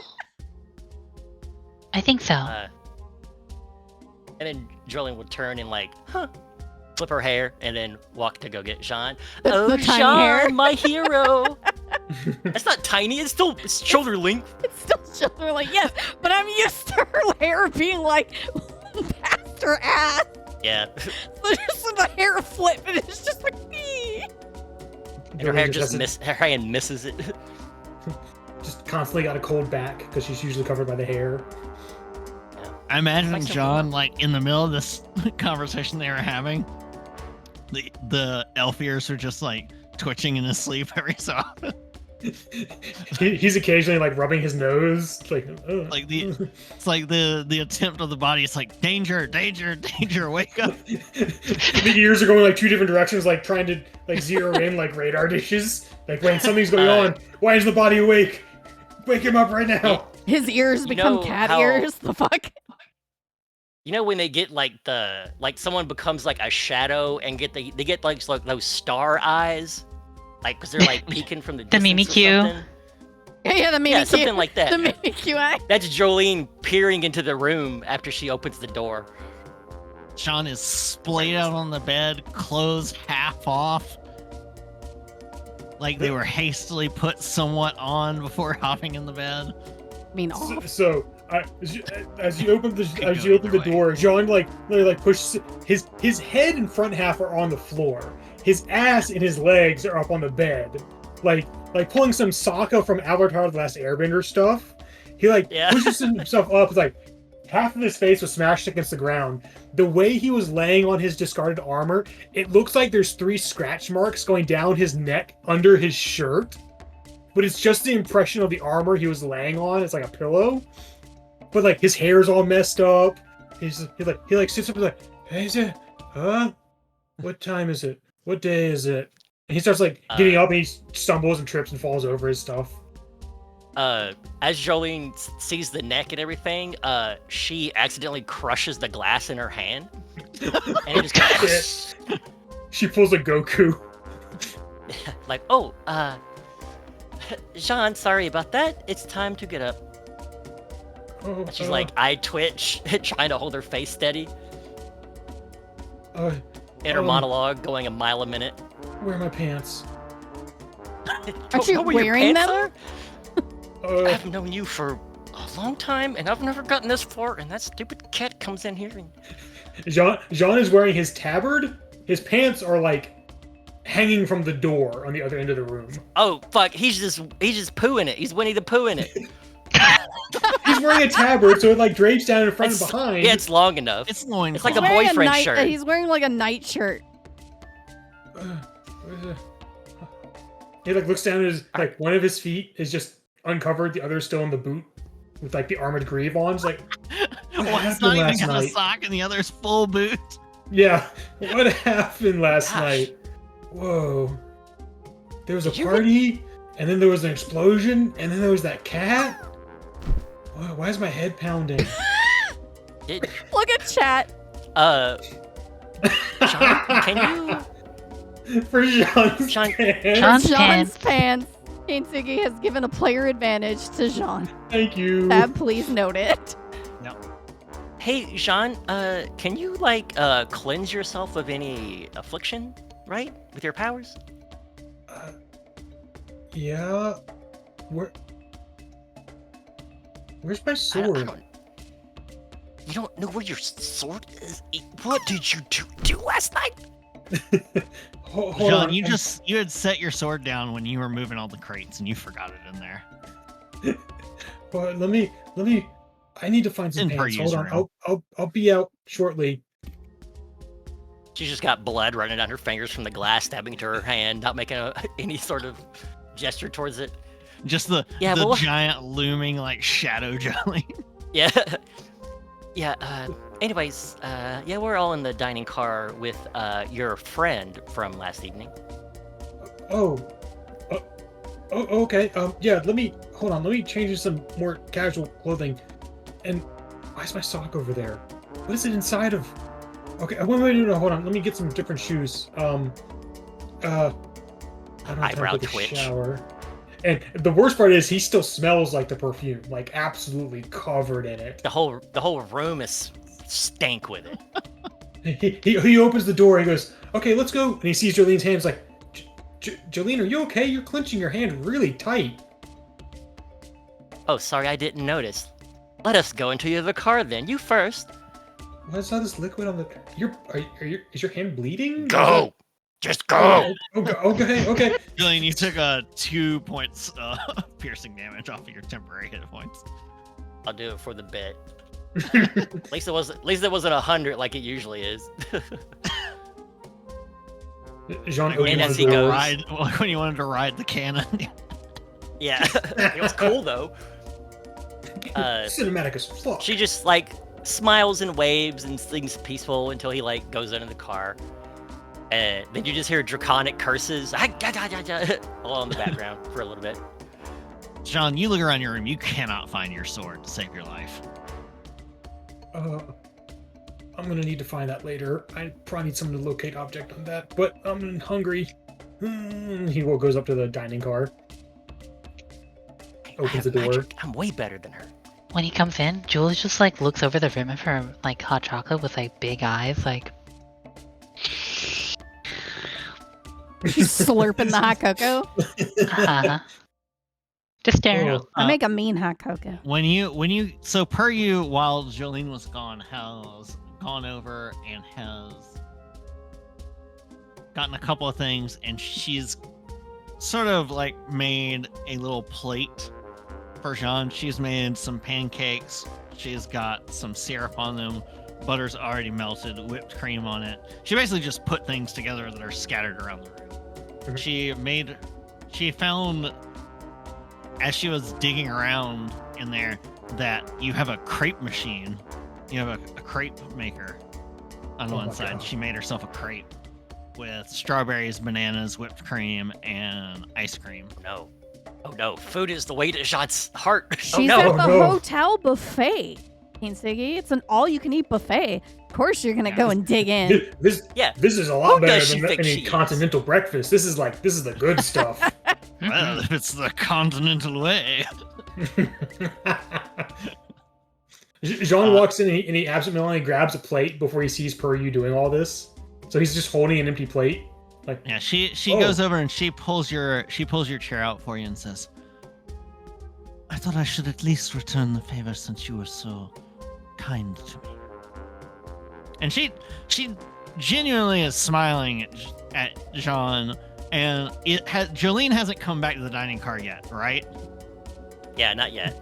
Okay. Oh no. Yeah, she just pulls your chair out and she goes, "I hope it's to your liking. I don't know what you like, but I figure it's hard to go wrong with pancakes, syrup, and whipped cream. If there's anything else, I'll make it for you."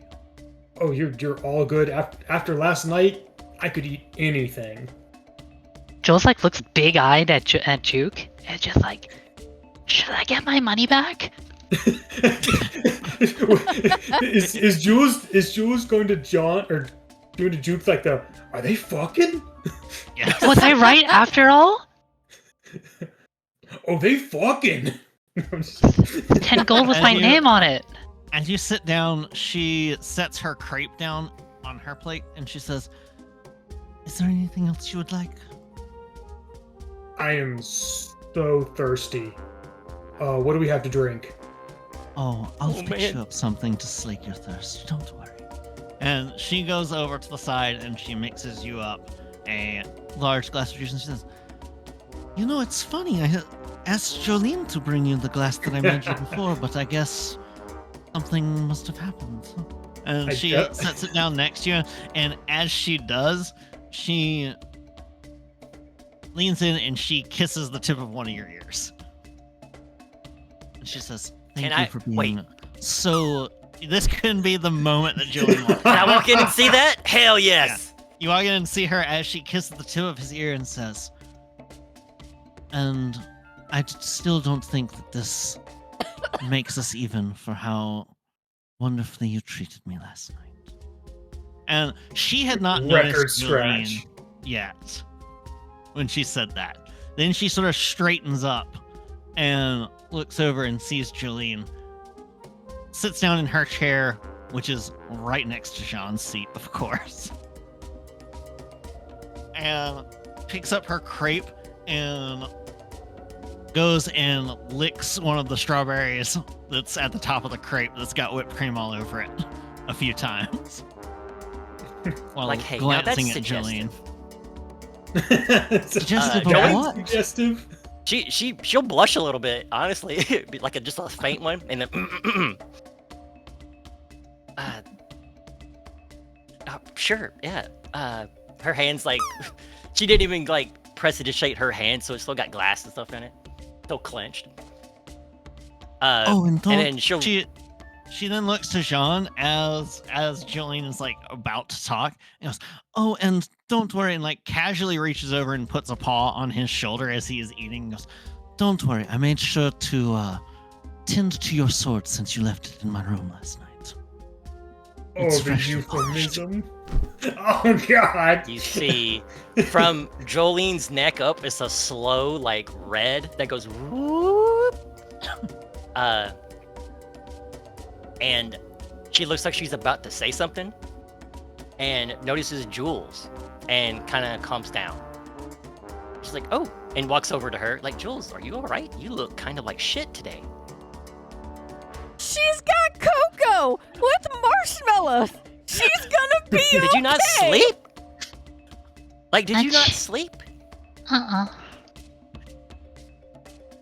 gonna look at her spell slots and see if they're restored. Oh, it's short rest for you. You lucky fucking. Yeah. Sneaky. Stella, you're a stronger. Go ahead. I was just making sure that you were all right after last night. You know. She kind of nods a little. It was a little rough, but I'm okay. Okay. I'll leave it at that then. Then she snaps her head back to that harlot. And then she's like looking at, Jolene is like, probably a bad time to ask for my money back. Money back for... Oh no. It says that in her head. Okay. Oh, okay. About to say. Anyways. Anyway, what was your name? Miss Mittens or whatever the hell? Why would you say it that way? I already feel bad enough. Feel like Sorry, it's hard to pivot. It's hard to pivot emotions. Now you're calling me shit too.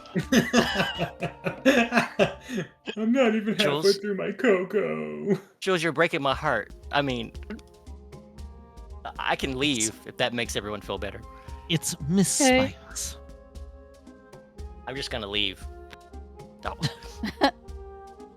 Anyways, we need to... information? Or are we supposed to be somewhere at a certain time today? Well, I can't tell you that. I do not know what your itinerary is. I was mean, planning to figure it out. I was planning to, chase you all down and figure out what all your deals were. But that sort of all went to shit when my employers decided that I was to be let go. Yeah, what was up with that? Why did they try to Bluey. Yeah. I don't remember what word almost destroyed you yesterday, so I'm trying to be careful. She looks down and she Also, do you need that bag back? she goes, well, that bag was mostly for contingencies. I planned to use it so that if you ended up being thorns in my side, I had a way to pull you away from my own activities. Right, but we're not, obviously. Well, that's still yet to be determined. But the problem is that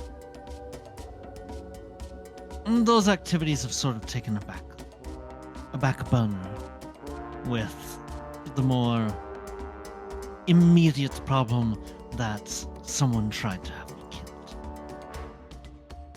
And that someone is the ones who wanted me to spy on you, and I believe that they attempted to have me killed because of the fact that they thought that I would give you information or that I had failed by not already killing. And she goes, Wait. She goes, you see, I am an assassin. Oh. Oh, that makes way more Jean- sense now. Jean drops his fork. I mean, did you not figure that out with the explosives? She leans over. She leans over and goes, "Oh dear, I would not poison you. I would not stoop to that. Her I would poison." And she points at Juke and goes, "Very, very hard to kill a centaur with a precise strike. You see the organ situation, the extra durability from the Okay, lower we get body. it. Juke's hot. But you were hired Jules to kill is us? like tasting her cocoa like a little carefully now, just to make sure. I made your cocoa, Yeah, Jules. this changes it. I made your cocoa. I know, but what could have happened when I wasn't looking and holding it? Yes, Yeah. it's I it's could have actually gotten quite roofied. crazy. You can't even trust a slit throat on a centaur or a Goliath for what it's worth. You're also very durable. But Thank you. but Don't- poisons can work pretty well for your kind. But They tend to. do you know the size of that liver in her horse body? Poisons are practically worthless. It's No, almost I've as never- bad as dwarves. Yeah, I've never thought about her organs before in that way. So, I guess Can that's drink new. anyone under Oh, the table. please. I That mean, said, you can drink anyone out wasn't- of the stable. Yes. just that said, I John, wasn't you hired push. to kill you specifically. And she reaches down and she takes out a thing and she scrawls out with a she dips one of her claws into an inkwell that she pulls out and then scrawls down a symbol, and it is the Acquisitions Incorporated logo. And she slides across and says, I'm just part of my retainer with my now ex-employers is that I'm to deal with any nuisances that arise from your organization. You know, honestly, Why would they that try to blow checks you out. up? The specific Yeah, I get people that. that I was supposed to deal with are actually some people who have some sort of wild card license situation going on. Some halfling is in charge of them. I don't know. It's been absolute hell tracking them down. Clever little Wait, say bitch. it. You can't is say she her after names. Ariella? Okay. Yeah. Out of character, she's Yes. after Ariella's Yeah. group. Yes. Ooh. I thought Ariella I'm- wasn't Acquisitions Incorporated. She's X. She's She X used to acting. be. Mhm. Oh, They okay. She's had a after Omen wild Braun. card license. Yes. Right. And she says, however, I can tell you exactly why my things exploded, and it makes sense with how paranoid they are. And she writes down just a symbol and slides it across, and is the D of Tron Enterprises. Mhm. It says, when I was speaking to you, Mhm. I said a word that sounds the same As that. as that. Yeah, got it. Okay. And that is when it exploded. It was clearly a failsafe that they had snuck into my belongings with multiple layers of abjuration to prevent me from noticing it. In case I ever decided to turn on them. Apparently, their lack of trust has now caused me to turn. So it's lucky for you that that's the case. And for just how endearing I find you, she says as she looks at John. To be fair, he's John pretty turns damn back. enduring. His face is like chipmunked out with like all sorts of different shades. So you've been He's still you've been hamster eating. Got it. Classic It John. tastes too good to not eat it, but if I swallow it, it might be poisoned and I die. What do I do? Can you taste poison and be okay? You're a fucking paladin cleric thing. You can remove poison. Hey, She some says- poisons would be difficult. She says, as a matter of trust, I'm willing to let you hold on to those implements, those tools of my trade, in exchange for the fact that you have saved my life. When you had Someone every add- reason not to. Someone add to their inventory satchel full of pipe bombs. Oh, I already did. Yeah. Jules, you have, I believe I said it was 7? Good God. 7 Cool. pipe bombs? They're in the disco bag. Don't worry. Everything is fine. Each Everything's one good. goes off with the force of She gives you a bomb as a treat. Yeah, each one can go off with the force of a. Let me double check it to make sure I'm not giving you something too overpowered. Sab, claim your item. It's driving me crazy. Okay, yes, it is a 6th level shatter spell. Oh hell yeah! Except that the range, instead of being a 10-foot radius sphere, is a 60-foot radius sphere. 60-foot radius. 6th level shatter. So it That is does, bomb. it does She 7 set us up thunder the damage bomb. on a failed throw. We get signal. What? Main screen turn on. Okay, Your base thank you. all belong to us. Someone set us up. Yeah, I was about to say, is that a move zig sort of All thing? your base. All Base. your base All your are base belong to All us. belong to us. God damn, it's like programmed in my brain still. It's classic you old say? school internet.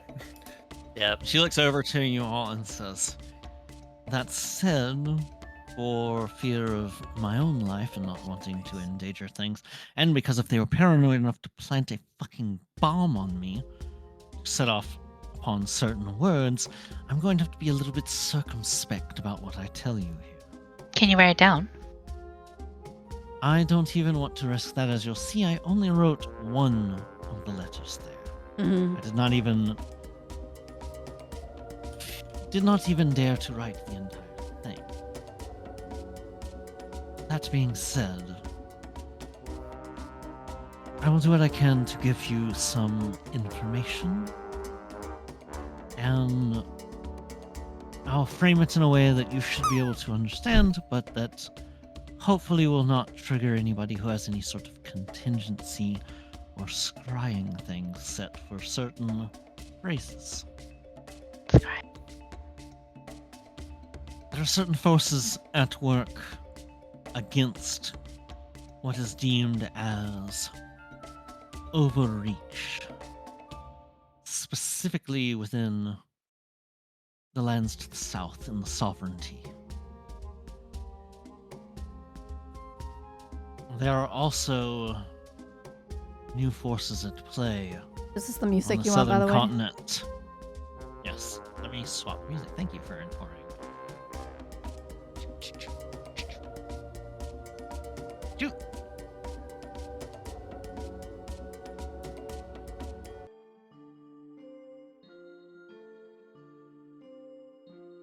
There are certain areas to the south that are in turmoil, that it would be very detrimental were certain opposition forces to learn about them and creep about deep within. The issues that you have heard about in New Warstand are merely the tip of the frozen iceberg.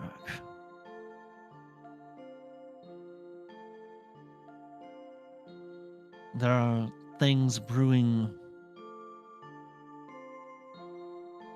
in the roiling green.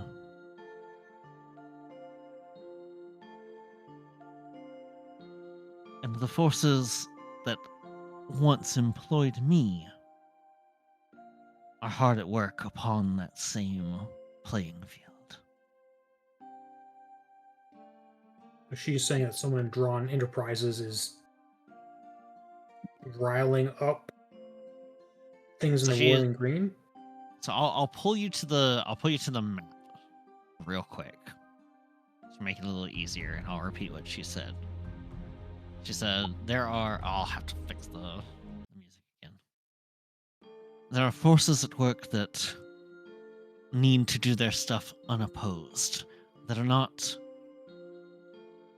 under the jurisdiction of my employers, but are not at odds with them either. And it would do poorly if you were to creep about and find how deep it goes. What you have learned about with New Warstand is merely the tip of the frozen iceberg that is floating ahead of you. My former employers are hard at work on the playing field that roils green. That roils green. I was looking at that, but I think it's actually in the names of the places. I don't think any of you are bad enough with insight to not realize that she's giving you multiple pieces of information at once. She is trying to give you information, and she's trying to be quick about it. She's giving us information she has without to be circumspect. Yeah. So if we interfered in the roiling green. So her employers are hard at work on the playing field of the roiling green. However, she mentioned that there is something else that it would go poorly for other parties if you were to creep far enough and deep enough to find out about it. And that the things that were happening in New Warstand City were just the tip of the frozen iceberg. The frozen iceberg is making me think something's up. Because wouldn't the iceberg already be frozen? So I think it's ice related. We gotta go get some if you want, shaved you can ice make insight in New Warstrand. Let me double check what my insight actually is. I got a +4. Second part, I heard the roiling green, the tip of the iceberg, and what was the second bit? Tip of the frozen iceberg. The very first bit was it would go poorly for other parties were you to creep inside and find just how deep things go. I like creeping depths. Yeah, creeping depths. So you got the green's over here too, though. The roiling green. That's the ocean. Yeah, that makes me think of the grand green. You also know the other thing that would immediately tick for Jules is the way that you get to the grand green from where you're at is you traverse the royal flush, which is what the river is called. Yeah.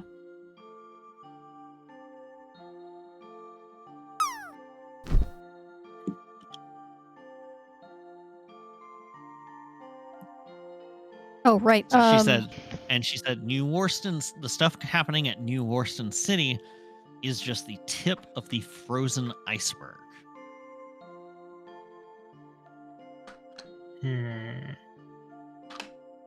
So she's giving you two very, very, very vague 18 locations. Insight. Okay, on an 18 insight, it seems like she's putting a little extra emphasis about the mention of New Worston City, however. And she says, the thing we saw traversing the surf does not have its origins from the factories. No.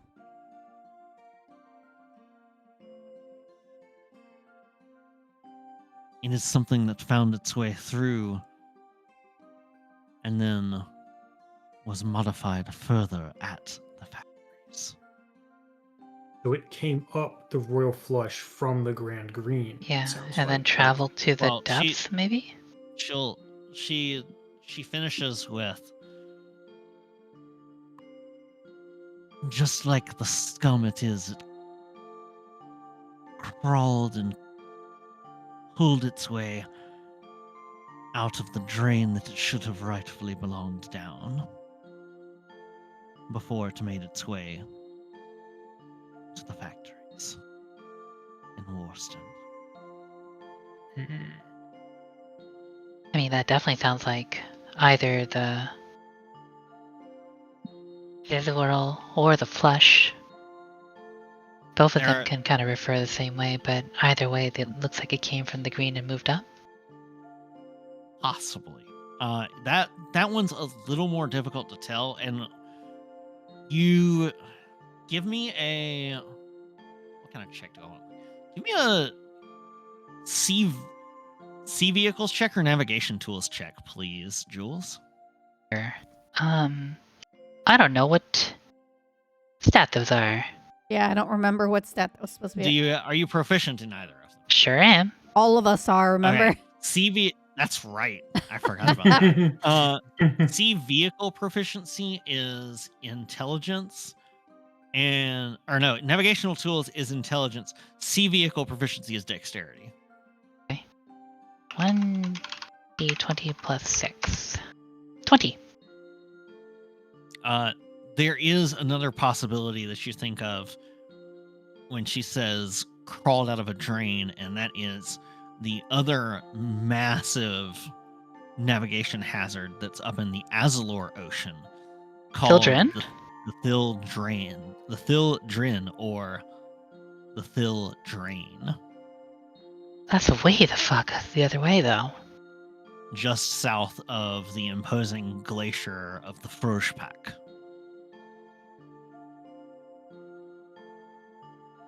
Where's the Frojpak? Trying to find it. All the way sounds up like north. it. Oh, thank you. Yeah, that's way north. So she's implying there's that the frozen. Yeah, a lot of different sources of this problem.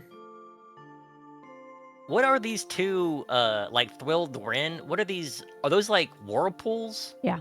The unfathomable. Yes, they're just big, massive whirlpools. Bermuda Triangle, basically.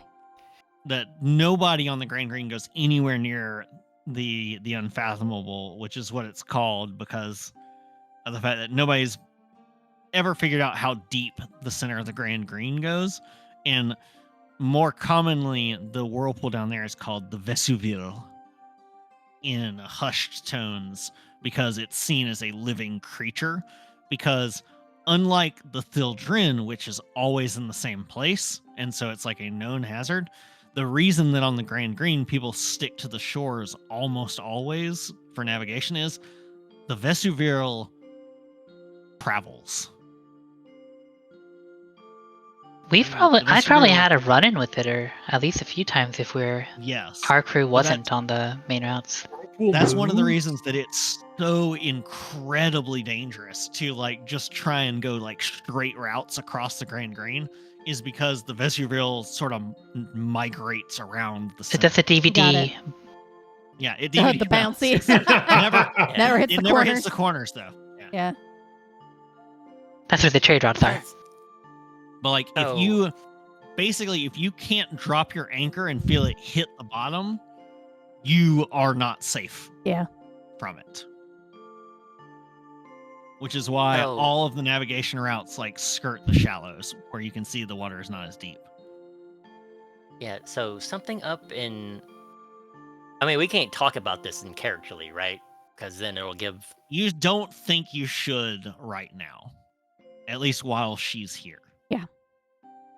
And she says, if you have any specific questions for me, you can ask them.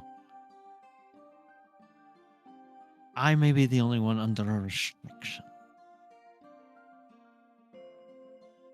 I'll do my best to answer, or I will write something for you. I have a question for you. Yes. I'll write it down and pass it to her. All right. DM me.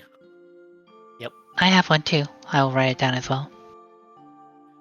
I don't remember what the hell we were supposed to ask her because I don't remember what the hell to ask her because of the fact that it's been like 2.5 months. Scratch through the paper. Did you deflower him? Yeah. Backspace. Okay. That was basically the reason why. So for those that are only just getting here now, the reason why they're writing stuff down is because there was something tied to her that when she said a specific word, yes, it exploded and nearly killed her. Yeah. Yeah.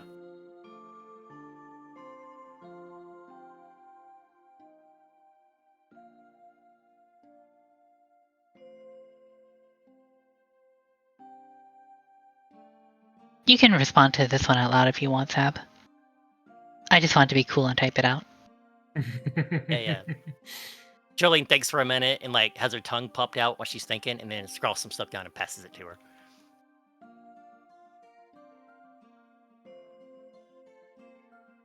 Jean kind of looks over, like has to chew a bit, and goes, "Yeah, I've got a question."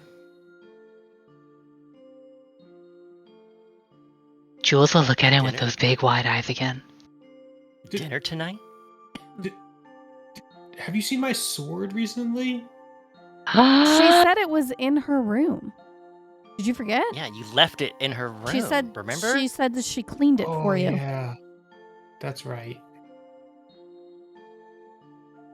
Now my question is, where are you gonna go from here? She looks to you and she says, she looks at the thing you've written. She thinks for a moment and she says, under a triangle flag, hovering at a fast dock, holding tight and loading arms.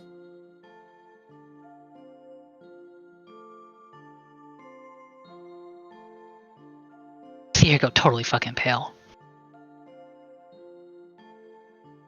What did you ask? Serious. Literally just look at Jules. What did you ask? With Looking for our old ship. Oh, shit.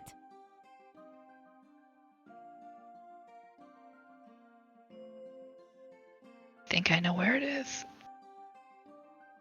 Is it near here or no, not really? Not at all. Oh, okay. So it's not something that you need to worry about today. But now you have information. It's at my home. Oh.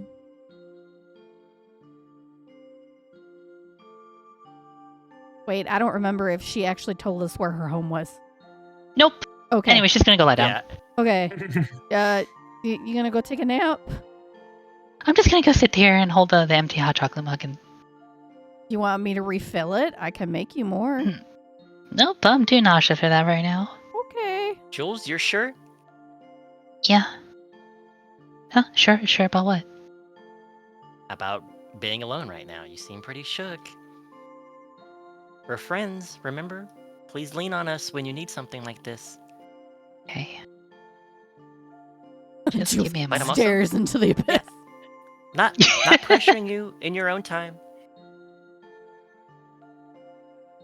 She writes the response to Jolene's. She folds it into like a little origami crane and hands it back to you. Yeah, take it, and I'm gonna have to be like, well, I gotta destroy this cute little... They're like, why did you fold it into something? I don't want to unfold that and ruin it. And Jean, she says, I will go get your sword. And she heads out and she says, unless, of course, and she looks at Jolene and says, Jolene wishes to go ahead and bring it back in my stead and see me off. He, like, looks at the note and, like, folds it back neatly, but into just squares. She can't do origami. And takes it and tucks it away somewhere, like as a bookmark. He goes, I think I will be joining you for a second if you don't mind. She holds the door open for you. As I'll be just a minute, okay? She smiles and heads out. Thumbs up. No response to thumbs ups. Massive fist fight next car over. They both head out. The doors They're gonna close between the kiss. two cars. They head into the storage room, and I need to pull Jolene, and for chat's purposes. Oh, You know, okay. I guess it doesn't actually matter because Yeah, I can take my headset off Well, and walk out of the room. But I the don't other care. players can just be in the stream, so it doesn't matter. Oh, yeah. I don't need to do it for this, but the doors close. Her voice drops as she walks to the storage room where she slept the night, and she says, "Is this you accepting the offer then?" She shakes her head.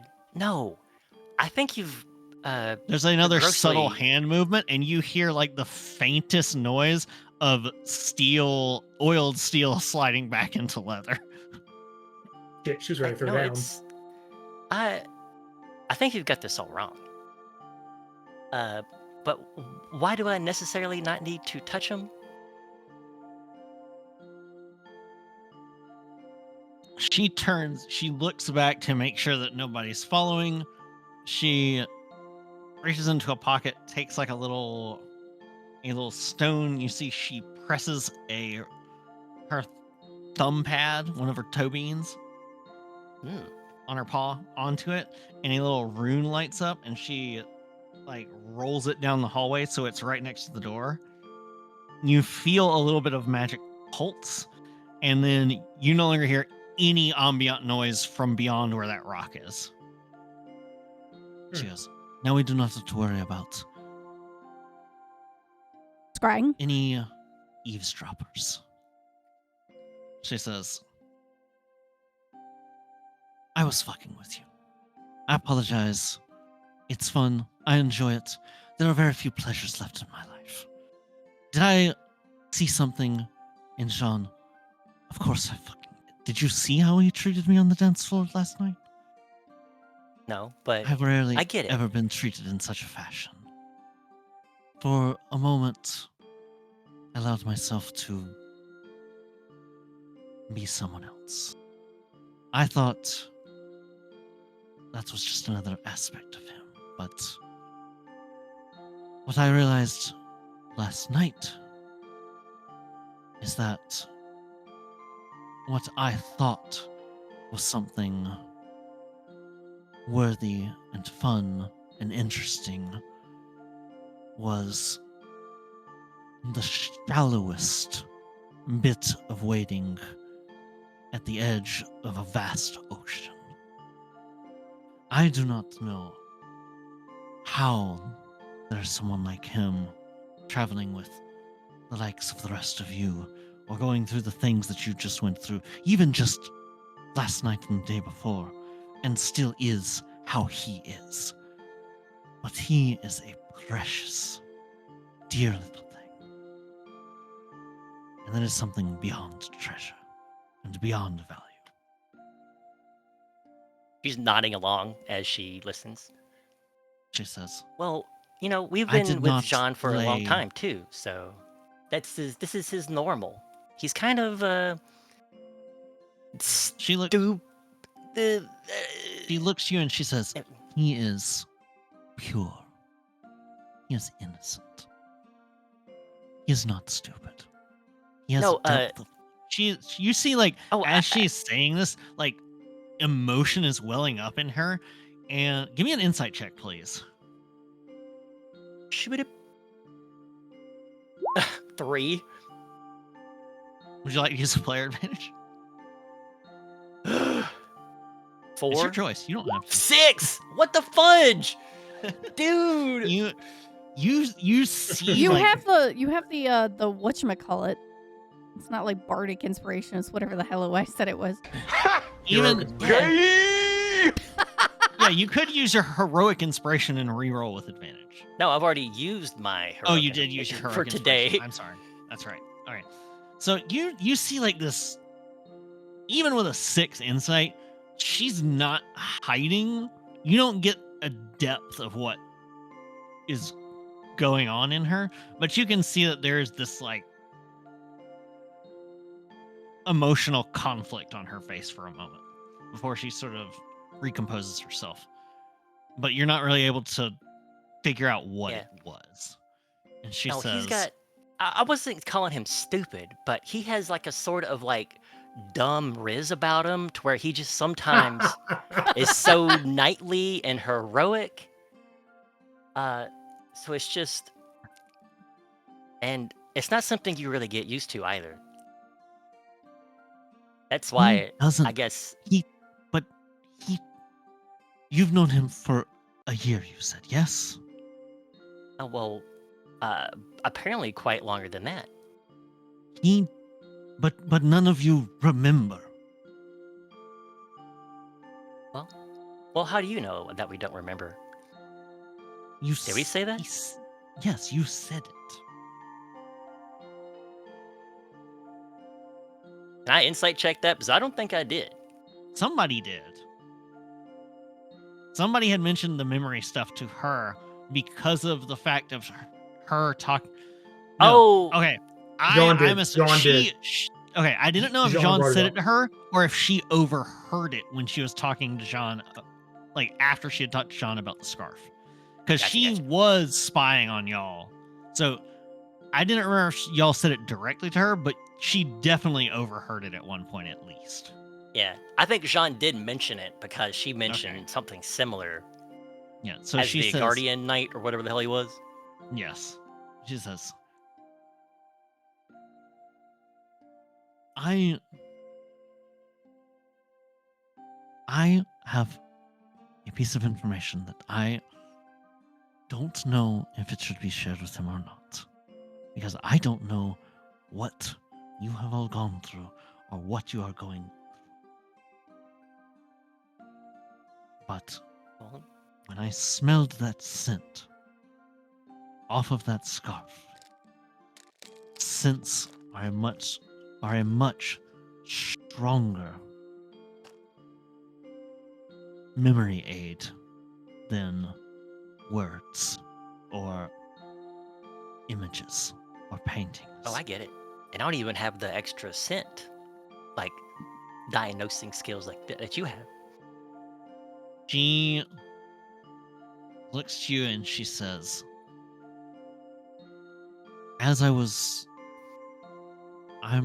I'll be up front with you, as I was shamelessly flirting with him when he was fixing my bed last night. Because, again, I thought it was something it wasn't. I caught the scent again, and something finally clicked, and I remembered something I don't think he has any memory of. You have a memory of him, specifically? It involves Is what you're saying? And Goodness. she leans close in to you. I kneel down. She Stoop down a little says, bit. You remember I told you that the vague memory I had was of an encounter upon the Grand Green with your vessel when I was a hired hand upon a pirate vessel.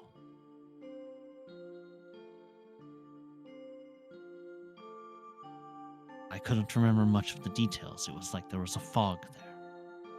She says, when that scent hit me again, and this is because of the nat 20 insight she got last night, she leans into Jolene and she whispers something into Jolene's ear. DM whispers? Yes. DM, I see Sabrith is typing. DM whispers. Shit. I think he's gay. He didn't really hit on me or anything. Like, I was being really provocative, and Jolene's like, yeah, I know. He just does not have a horny bone in his body. That we know of. He's horny for snacks. Who isn't? No joke, I just yeah, opened fair. up my last bag of edamame snacks. I am eating them right now. I've been eating a chicken casserole. Delicious.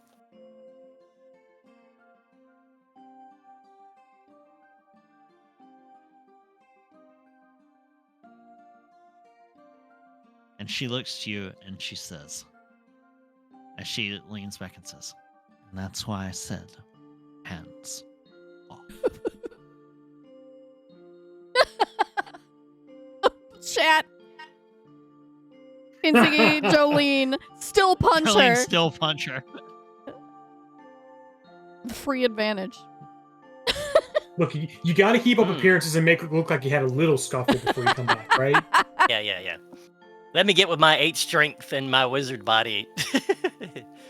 Punch a trained physical assassin. Yeah, she whispers that to you, leans back and says, and that's why I said, hands off. Jolene's hand comes through her chin, kind of rubs it as she stares directly forward. You know, She that actually moves- would explain something. Yeah. She goes and she moves into the compartment that she slept in. You see that Jean's sword, the sheath of it, has legitimately been polished, tended to. Sword has been re-oiled. It's slightly sticking out. It's been sharpened. And you also notice that there's some sheen to Jean's sword. Like she has applied something special to it. And she takes a vial out, and a half full vial, and hands it to you and says, I do not know what you are going to face, but danger will be greatest for those of you who have to get close. And Yeah. She hands you this vial, and she says, "This was the last one I had. It will prevent any sort of..." She struggles to find a word that she can use. She Machinification? says, "Absorption."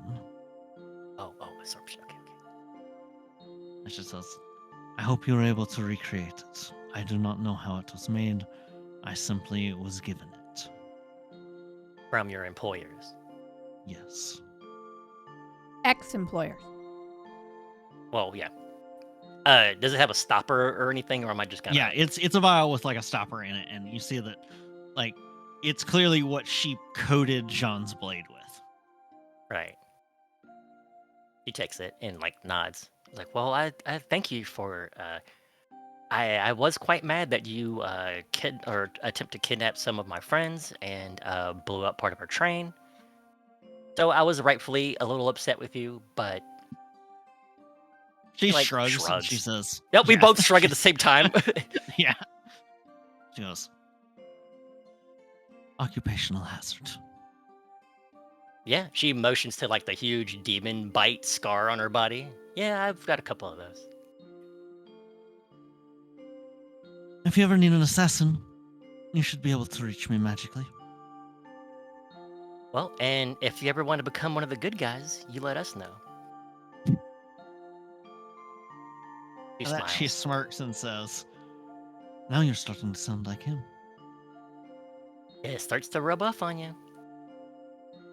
I mean, I might be the leader of the group, her lip but... twitches at that. It starts to rub off on you. Yeah, not And like she that. goes, Believe "Don't me, we-" I she barked goes, up that tree. Don't we both wish?" Yeah, I do. Been having a bit of a dry spell. Ugh. Self-imposed. She looks you up and down and she goes, "I mean, they're probably not going to come in here for like 10 minutes at least, right?" Take a pow pow. Also, everyone hydrate. Is she being serious? Seems that way. Check. All right. I mean, she'll do. Yeah, she'll go. Juke, Right, you want to make a bet? Instant. Yes. Make DM reroll. God. Which one? Yes. The insight check. Yes, everyone hydrate. John goes, "Thank you for the hydration." I ran out of water. Get more water, bitch! I don't want to get more water because there's so much good lore going on. No what you pineapple want me to- juice. It's You need it lore for the that you're not tears. allowed to know. What do you want me to reroll? Her Constitution saving throw? Yeah, boy. I want her to crumble beneath me. The sound Oh, Lord. effect. Nat 20. I'm good. Holy shit. Wait, is that? Oh no, that means I'm gonna bottom. All right. Well, I guess Oh, I no. will. She gonna wear If you I must, out, I Tony. must. Oh, the things Hey, I if do she's for serious, she'll do Yeah, she'll make a absolutely. terrible decision real quick. Oh, absolutely. love. Oh, and She's gonna it's climb you silence, like too. a cat tree. Yes, Oh, it yeah, is it is silence between silence. the cars. 2 So, hours She's like, I gotta get me one of later. them rocks. So it's about 10 minutes passes and they're still not back. I don't know why it would take this long to grab a sword, but okay. Well, no, Those I know are what they're about to get doing. No, I know what they're Look, doing. they're probably having a very intense conversation. Things were going on. Like, there seemed to be some subtext. Yeah. I hope they're airing their their views and just getting it all out there and just really handling things like adults. John, you want to bet? What do you want to Betting. bet, Jules? I lost 10 gold earlier. I need to run it back No, somehow. don't. No, that's not how you do it. You just pickpocket it back. Huh? Get it Wait, back what? from her. I'm sorry. No, stealing is how I got into the situation in the first place. No. You make a new bet with her. A bet you know you Or I won't could- lose. Or I can win it off Jean right now. Jean, I bet you 10 that they're fucking in there. But no, that's no contest. No, they never. There's no odds. They were There's literally no just at odds each there. other's. They were just at each other's throats. There's no way they'd be doing that. Hold on. Seems exactly like Hey, something hey, Jolene would enjoy. Hold on a second. Hold on, wait. I'm not that smart, am I? Hold on. Let's go gambling! Wait, there's no sound at all. Oh, dang it! Yeah, that's what I'm saying. Aw, It would dang it. echo back. Aw, If we dang hit it. the wall, it Oh, would dang it! Oh, dang it! Yeah. it would echo back. So if you hit the wall, No, when it just the sound just dies when Yeah. it hits that point. It wouldn't echo. no, I'm saying like it's very silent out there. Yeah. Mm. And we know Jolene's not the silent type. So yeah, they're just having a tense conversation. Hopefully, it won't come to blows. But Jolene's No, not they're the just- silent type. yeah, they're just airing out their points of view. That sounds Yeah. like you Cut super to- confident. You want to bet? The Give me your- noises. Yeah. You know what? Saving Oh, You know you what? done it. Yes, John will slam 10 gold down the table. Yeah. I'll take Jules will that. slam 10 gold down too. Wait, why am I being the person that has to hold the gold? 24. Okay. No, So just put it on the table. It's on a table. another 10 minutes passes. Okay, so I just take up their 20 gold and I say gambling is wrong, and she puts it in her pocket. God What? damn it. Hey, We're gonna save that for About- later. a few minutes after that, so more than 20 minutes later. I'm gonna remove 10 gold from my bag. Two. Suck. Peryu returns. I hate Mom. Peryu returns. She is dressed in her like full kit. She has her hair back in a ponytail, and as she comes through the door, you hear right as they're about to get through the door, you hear like the door handle being open, slide through, come into the car. She comes in, she sits at the table, leans forward on an elbow, like flexes her claws for a moment, and licks her fingers clean, much like a cat. Oh god. Yeah, I mean that's what cats do. Cast blacklight. Jolene, Jojo comes back with a limp. It's like this cat scratches. She has a blanket. I told over you her no body. contest. Oh, contest. Can I have my money now? I was actually gonna save it for later and surprise you later. Jolene was just cold. She's like looking. She has like those. We see like the little pops and buzzes around a character's head when they're still floaty. Oh no. Not beating the allegations. The implications. She says, "Were there any other questions you had?" Jolene was rather vigorous in her questioning, so it took a few moments. I apologize for the Yeah. delay. I mean, get it together, Joel. Get it together. It's so long. Alfie, shut the hell up. I didn't say you could watch. Nothing. Our conversation. Mm-hmm. Oh, Anyways. no. Doki just Doki. gives John a player advantage. Oh, Sean. Yeah. I believe my question was, well, where are you gonna go from now? Well, despite the generous offer that you have given me to stay here, it is not something that I think wise. You seem to be in much more danger than I am. I have a sense of self-preservation, Yeah. and I believe it would only compound our problems were I to stay here in case there's anything else upon me that I might have. Oh, I do have one thing for you. And she reaches down, she takes out her little like perfume kit, the one that you saw when you were scrying on her. She reaches in and she takes one of the vials out and she sets it down and she says, "If you want me to be able to find you at any point, just stab a little bit of this behind your ears." And she doesn't hand it directly to Jean. She just sets it on the table. Well, I don't Yes. really wear perfume. Would one of the ladies like to use this? John. No, I think it suits you. We use it at a certain. We don't not. John. You're smarter than this. She like look at Purview and then John and then back and be like, "See what I mean?" Hey, John, she literally explained what it's for. She smells very well. She does actually. John goes, "Oh, the perfume's right, really nice." right," and he'll kind of like slide the perfume towards his side of the table and just kind of look at it for a second. I pat you on the head. Maybe you need a little more sleep.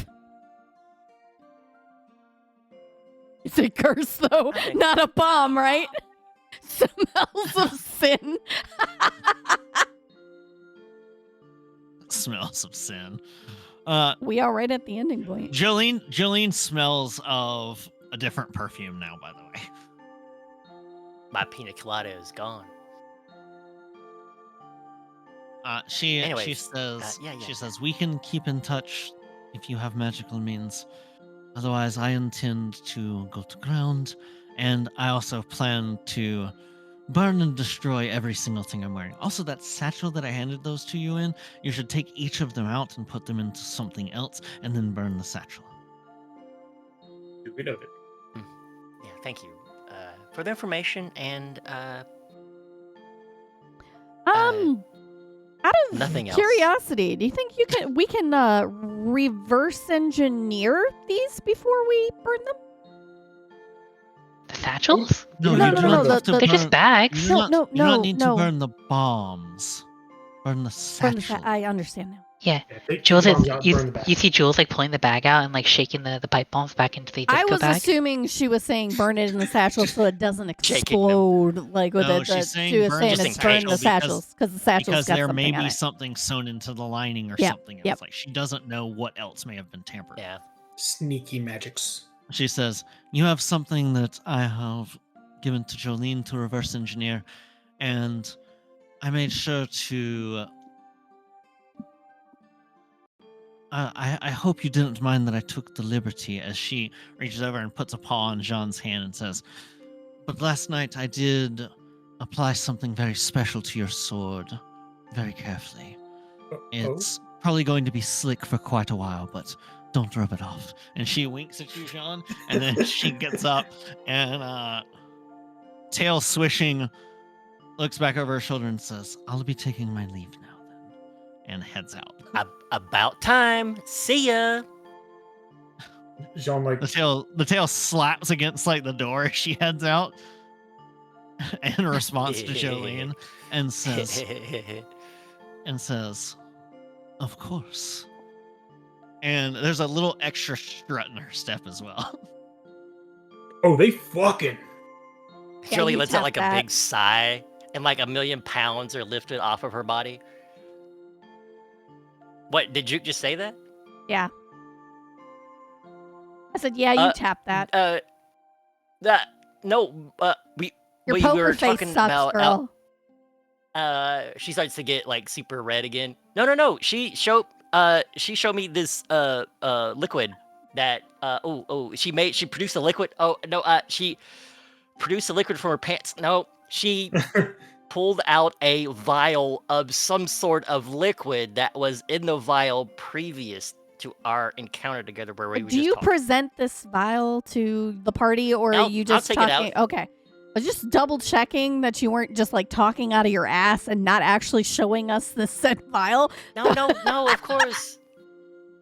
It's supposed to be something that helps to avoid absorption. Jean, No. as soon as Jolene takes the vial out, your divine sense like flares off. It is powerfully holy. John's eyes Divine go shit. wide, staring at that. Like, it's like shielding his eyes, even though there's no light coming off of it. And Yeah. if you like take your sword out of the sheath a little bit, like there's a like hazy auroral glow of the same sort all around the edges of your sword now. Blinded by the light. This is something that she was given by her former employers, our would-be assassins, and so perhaps I can reverse engineer it and create some more to fight all the stuff we're about to. Holy weapon oil or something? Effectively, Holy but it's juice. specifically against the extraplanar flesh machine things. Wait, so why is the Pope trying to murder Black Ink people? It has nothing to do with that. This stuff is for against the protection against the thing that she knew was coming. Yes, understood. Yes, that Jolene will probably explain to you that she was given by her employers. Yeah, which means that her employers know more about what's going on. Yeah. Also, Legend of Goddard, thank you for the follow. So this stuff effectively it has the same aspect as if you cast the holy weapon spell on something. So it does an extra 2d8 radiant damage on every hit against those creatures. The added benefit is that it protects the wielder and their equipment and things they are carrying from the sort of machinified machina stuff. The assimilation. This is good shit. I am snoozing this incoming ad. Let's finish up and get us overrated. That is it on my end. Unless any of you had any last things you needed to do. No, let's just eat breakfast quietly. Just process the insanity that was the night before. And looks the like new information the that most Jules refreshed gotten. she's been. So, the holy bonk stick. Do you guys feel light today? Oh, Jolene, you're glowing. Jules is like head in her hands, like making the not like this rowlet. Not like this. Jules, we're here when you want to talk about it. And it was awkward for everyone. Yeah. You see like the giant like cat claw marks all down Jolene's body and whatnot. And she pulls the thing back up. Oh, those are from I fell down some stairs. Oh, well, that's not a good one. Oh god. I have one thing from Jean right before we end, but I'll let everyone else go first. No, I've got mine. Jules is just having a panic attack. Don't worry about her. No, classic Jules. More cocoa. Have some pancakes. She can't have more cocoa right now. She'll throw up. And bacon and fluffy pancakes. And... You're making it worse. No, granola, fruit, yogurt. Duke is just gonna sit down next to Jules. Just like leave a hand on the table just in case if she needs a hand, like someone to hold your hand or whatever. But she's not gonna touch you without, consent.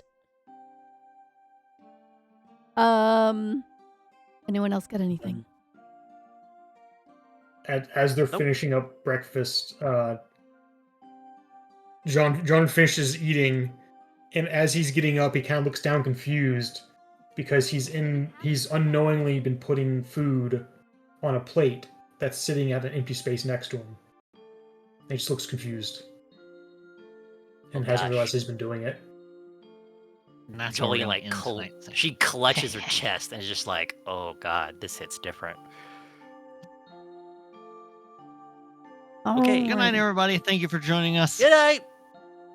And Tay is going to give you the weekly schedule. Yes. So tomorrow afternoon, I will not be streaming on my Twitch page particularly. I will be playing Goblin Cleanup with Guts, Shy, and Sab around 1 p.m. Eastern.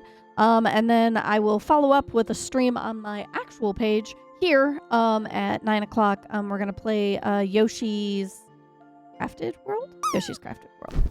Yeah, Yoshi's Crafted World. And then on Saturday, we will be playing the rest of Shantae and the Pirate's Curse, along with, I believe, Slime Rancher 2. And I have not played that game either, so this should be a lot of fun. I hope you guys all have a wonderful rest of your evening, and I hope you guys tune in tomorrow. And if not, I hope you have a wonderful rest of your week. Let's go ahead and find someone to raid over to. I don't know what this game is that Aya is playing. It is called Skin Freak, and it says IT Support Simulator. It just has a very odd name for a game. Yeah. Trying to see who else is gaming right now. Don't forget that. I did get the advantage. Okay, yeah, Juke for the Centaur Snuggie. I got an advantage. I missed that. Yep, for the horse Snuggie earlier. Thank you. Thank you, Kintsugi. All right, let's I don't know. You guys want to raid over to Aya? On shit. They can't handle us. Yeah. Aya. Oh no. And do love me some Aya. All right, let me get this page to work. What the frick? Before we get stuck in ads. Go. Bye. It's 3. There you go. There's your raid command.